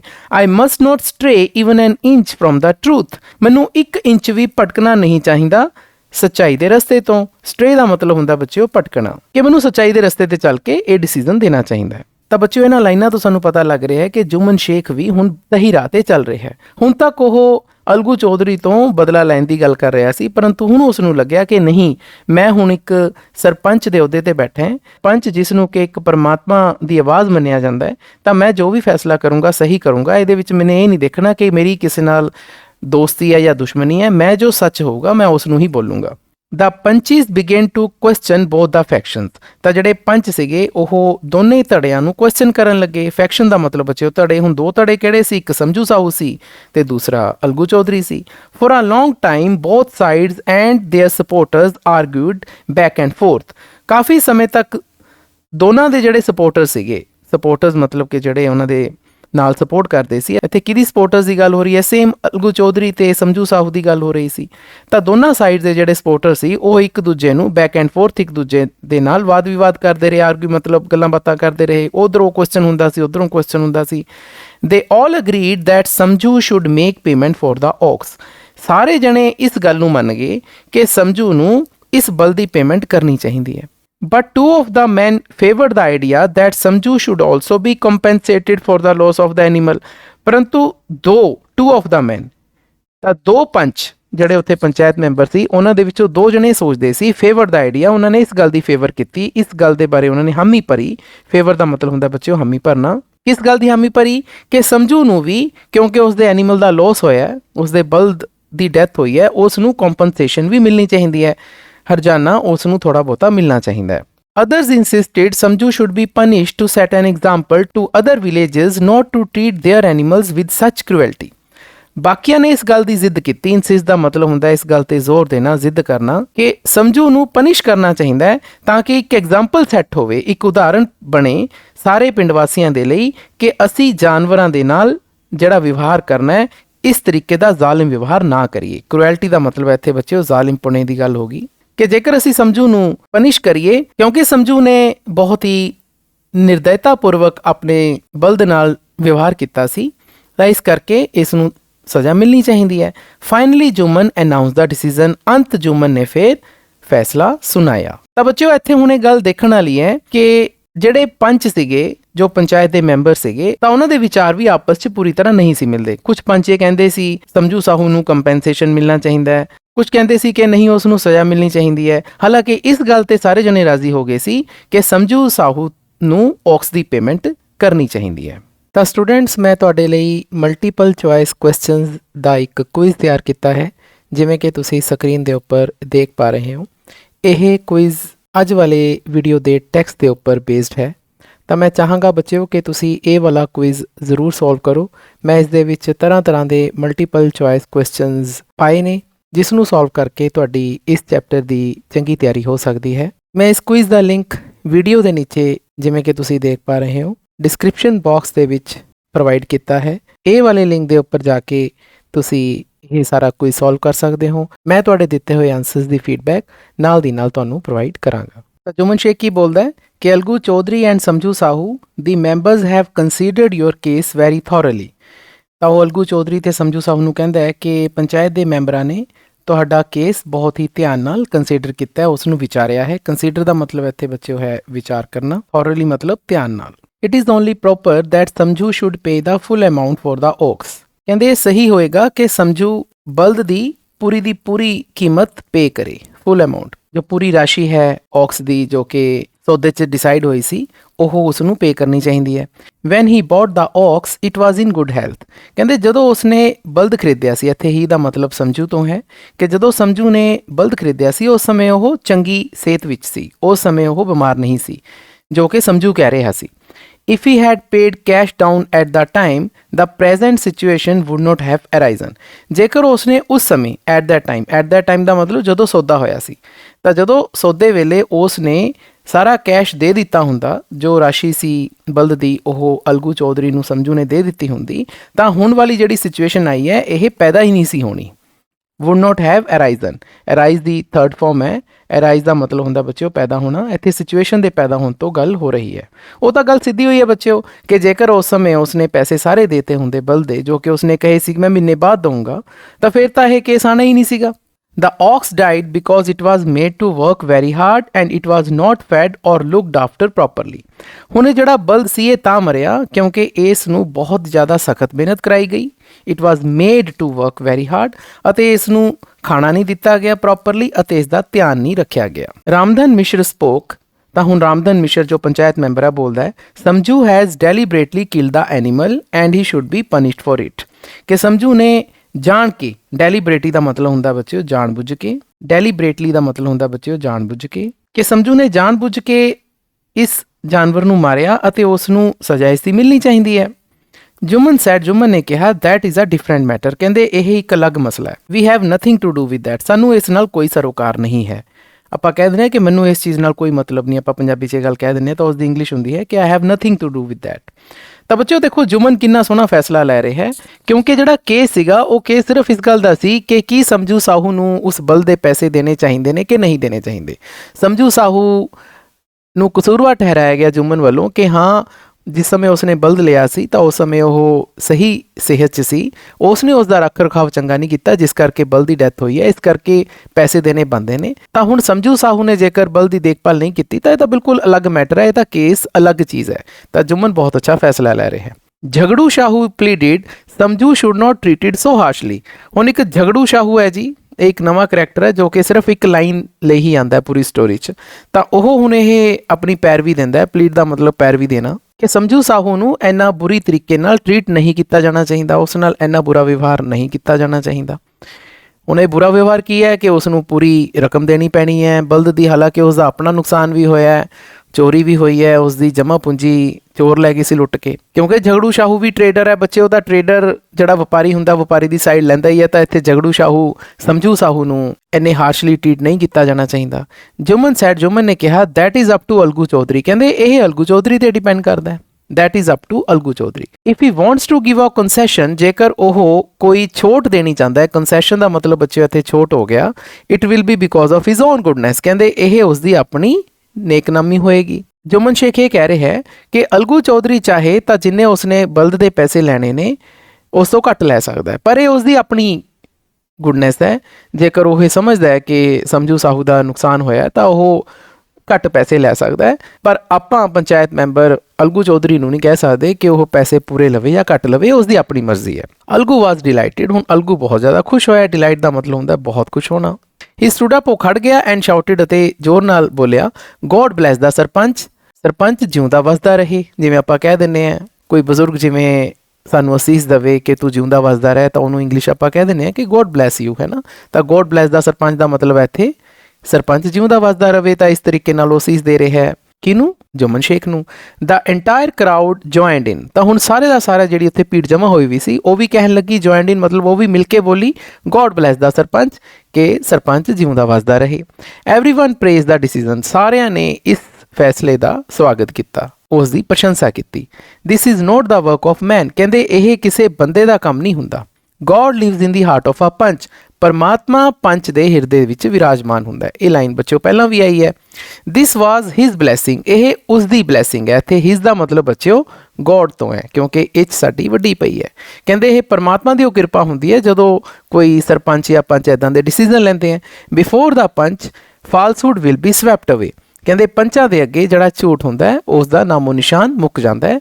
ਝੂਠ ਦੇ ਕੋਈ ਪੈਰ ਹੀ ਨਹੀਂ ਖੜਦੇ ਪੰਚਾਂ ਦੇ ਅੱਗੇ। ਸਵੀਪ ਅਵੇ ਦਾ ਮਤਲਬ ਹੁੰਦਾ ਬੱਚਿਓ ਜਦੋਂ ਕੋਈ ਚੀਜ਼ ਠਹਿਰਦੀ ਹੋ ਨਹੀਂ ਕਿਸੇ ਦੇ ਅੱਗੇ, ਉਸ ਨੂੰ ਆਪਾਂ ਕਹਿੰਦੇ ਹਾਂ। ਫਾਲਸਹੂਡ ਦਾ ਮਤਲਬ ਇੱਥੇ ਝੂਠ ਨੂੰ ਕਹਿ ਸਕਦੇ ਹਾਂ। After a little while Jumman came to Algu and embraced him. ਥੋੜ੍ਹੀ ਦੇਰ ਬਾਅਦ ਜੁਮਨ ਅਲਗੂ ਕੋਲ ਆਉਂਦਾ ਹੈ ਅਤੇ ਉਸ ਨੂੰ ਗਲਵੱਕੜੀ 'ਚ ਲੈ ਲੈਂਦਾ ਹੈ। ਇੰਬਰੇਸ ਦਾ ਮਤਲਬ ਹੁੰਦਾ ਹੈ ਗਲਵੱਕੜੀ ਪਾਉਣਾ। ਸੈਡ ਹੀ, ਉਸਨੇ ਕਿਹਾ ਮਾਈ ਬ੍ਰਦਰ, ਮੇਰੇ ਭਰਾ, ever since you became sarpanch and decided the case against me I have been your deadly enemy. ਕਹਿੰਦੇ ਜਦੋਂ ਦਾ ਤੂੰ ਸਰਪੰਚ ਬਣਿਆ ਸੀ ਅਤੇ ਤੂੰ ਮੇਰੇ ਖਿਲਾਫ ਕੇਸ ਦਾ ਡਿਸੀਜ਼ਨ ਦਿੱਤਾ ਸੀ, ਮੈਂ ਤੇਰਾ ਡੈਡਲੀ ਐਨੀਮੀ ਬਣ ਗਿਆ ਸੀ ਤਾਂ ਮੈਂ ਤੇਰਾ ਪੱਕਾ ਦੁਸ਼ਮਣ ਬਣ ਗਿਆ ਸੀ। But today I learned as a panch, ਪਰੰਤੂ ਅੱਜ ਮੈਂ ਇੱਕ ਪੰਚ ਵਜੋਂ ਇਹ ਗੱਲ ਸਿੱਖੀ that I am neither anybody's friend nor anybody's foe. ਕਹਿੰਦੇ ਮੈਂ ਨਾ ਤਾਂ ਕਿਸੇ ਦਾ ਦੋਸਤ ਹਾਂ ਅਤੇ ਨਾ ਹੀ ਕਿਸੇ ਦਾ ਦੁਸ਼ਮਣ। ਫੋ ਦਾ ਮਤਲਬ ਹੁੰਦਾ ਬੱਚਿਓ ਐਨੀਮੀ, ਦੁਸ਼ਮਣ। ਕਿਉਂਕਿ ਅੱਜ ਮੈਂ ਇੱਕ ਸਰਪੰਚ ਦੇ ਅਹੁਦੇ ਤੇ ਸੀ ਤਾਂ ਇਸ ਕਰਕੇ ਨਾ ਤਾਂ ਮੈਂ ਕਿਸ ਦਾ ਦੁਸ਼ਮਣ ਹਾਂ ਅਤੇ ਨਾ ਹੀ ਕਿਸ ਦਾ ਦੋਸਤ ਹਾਂ।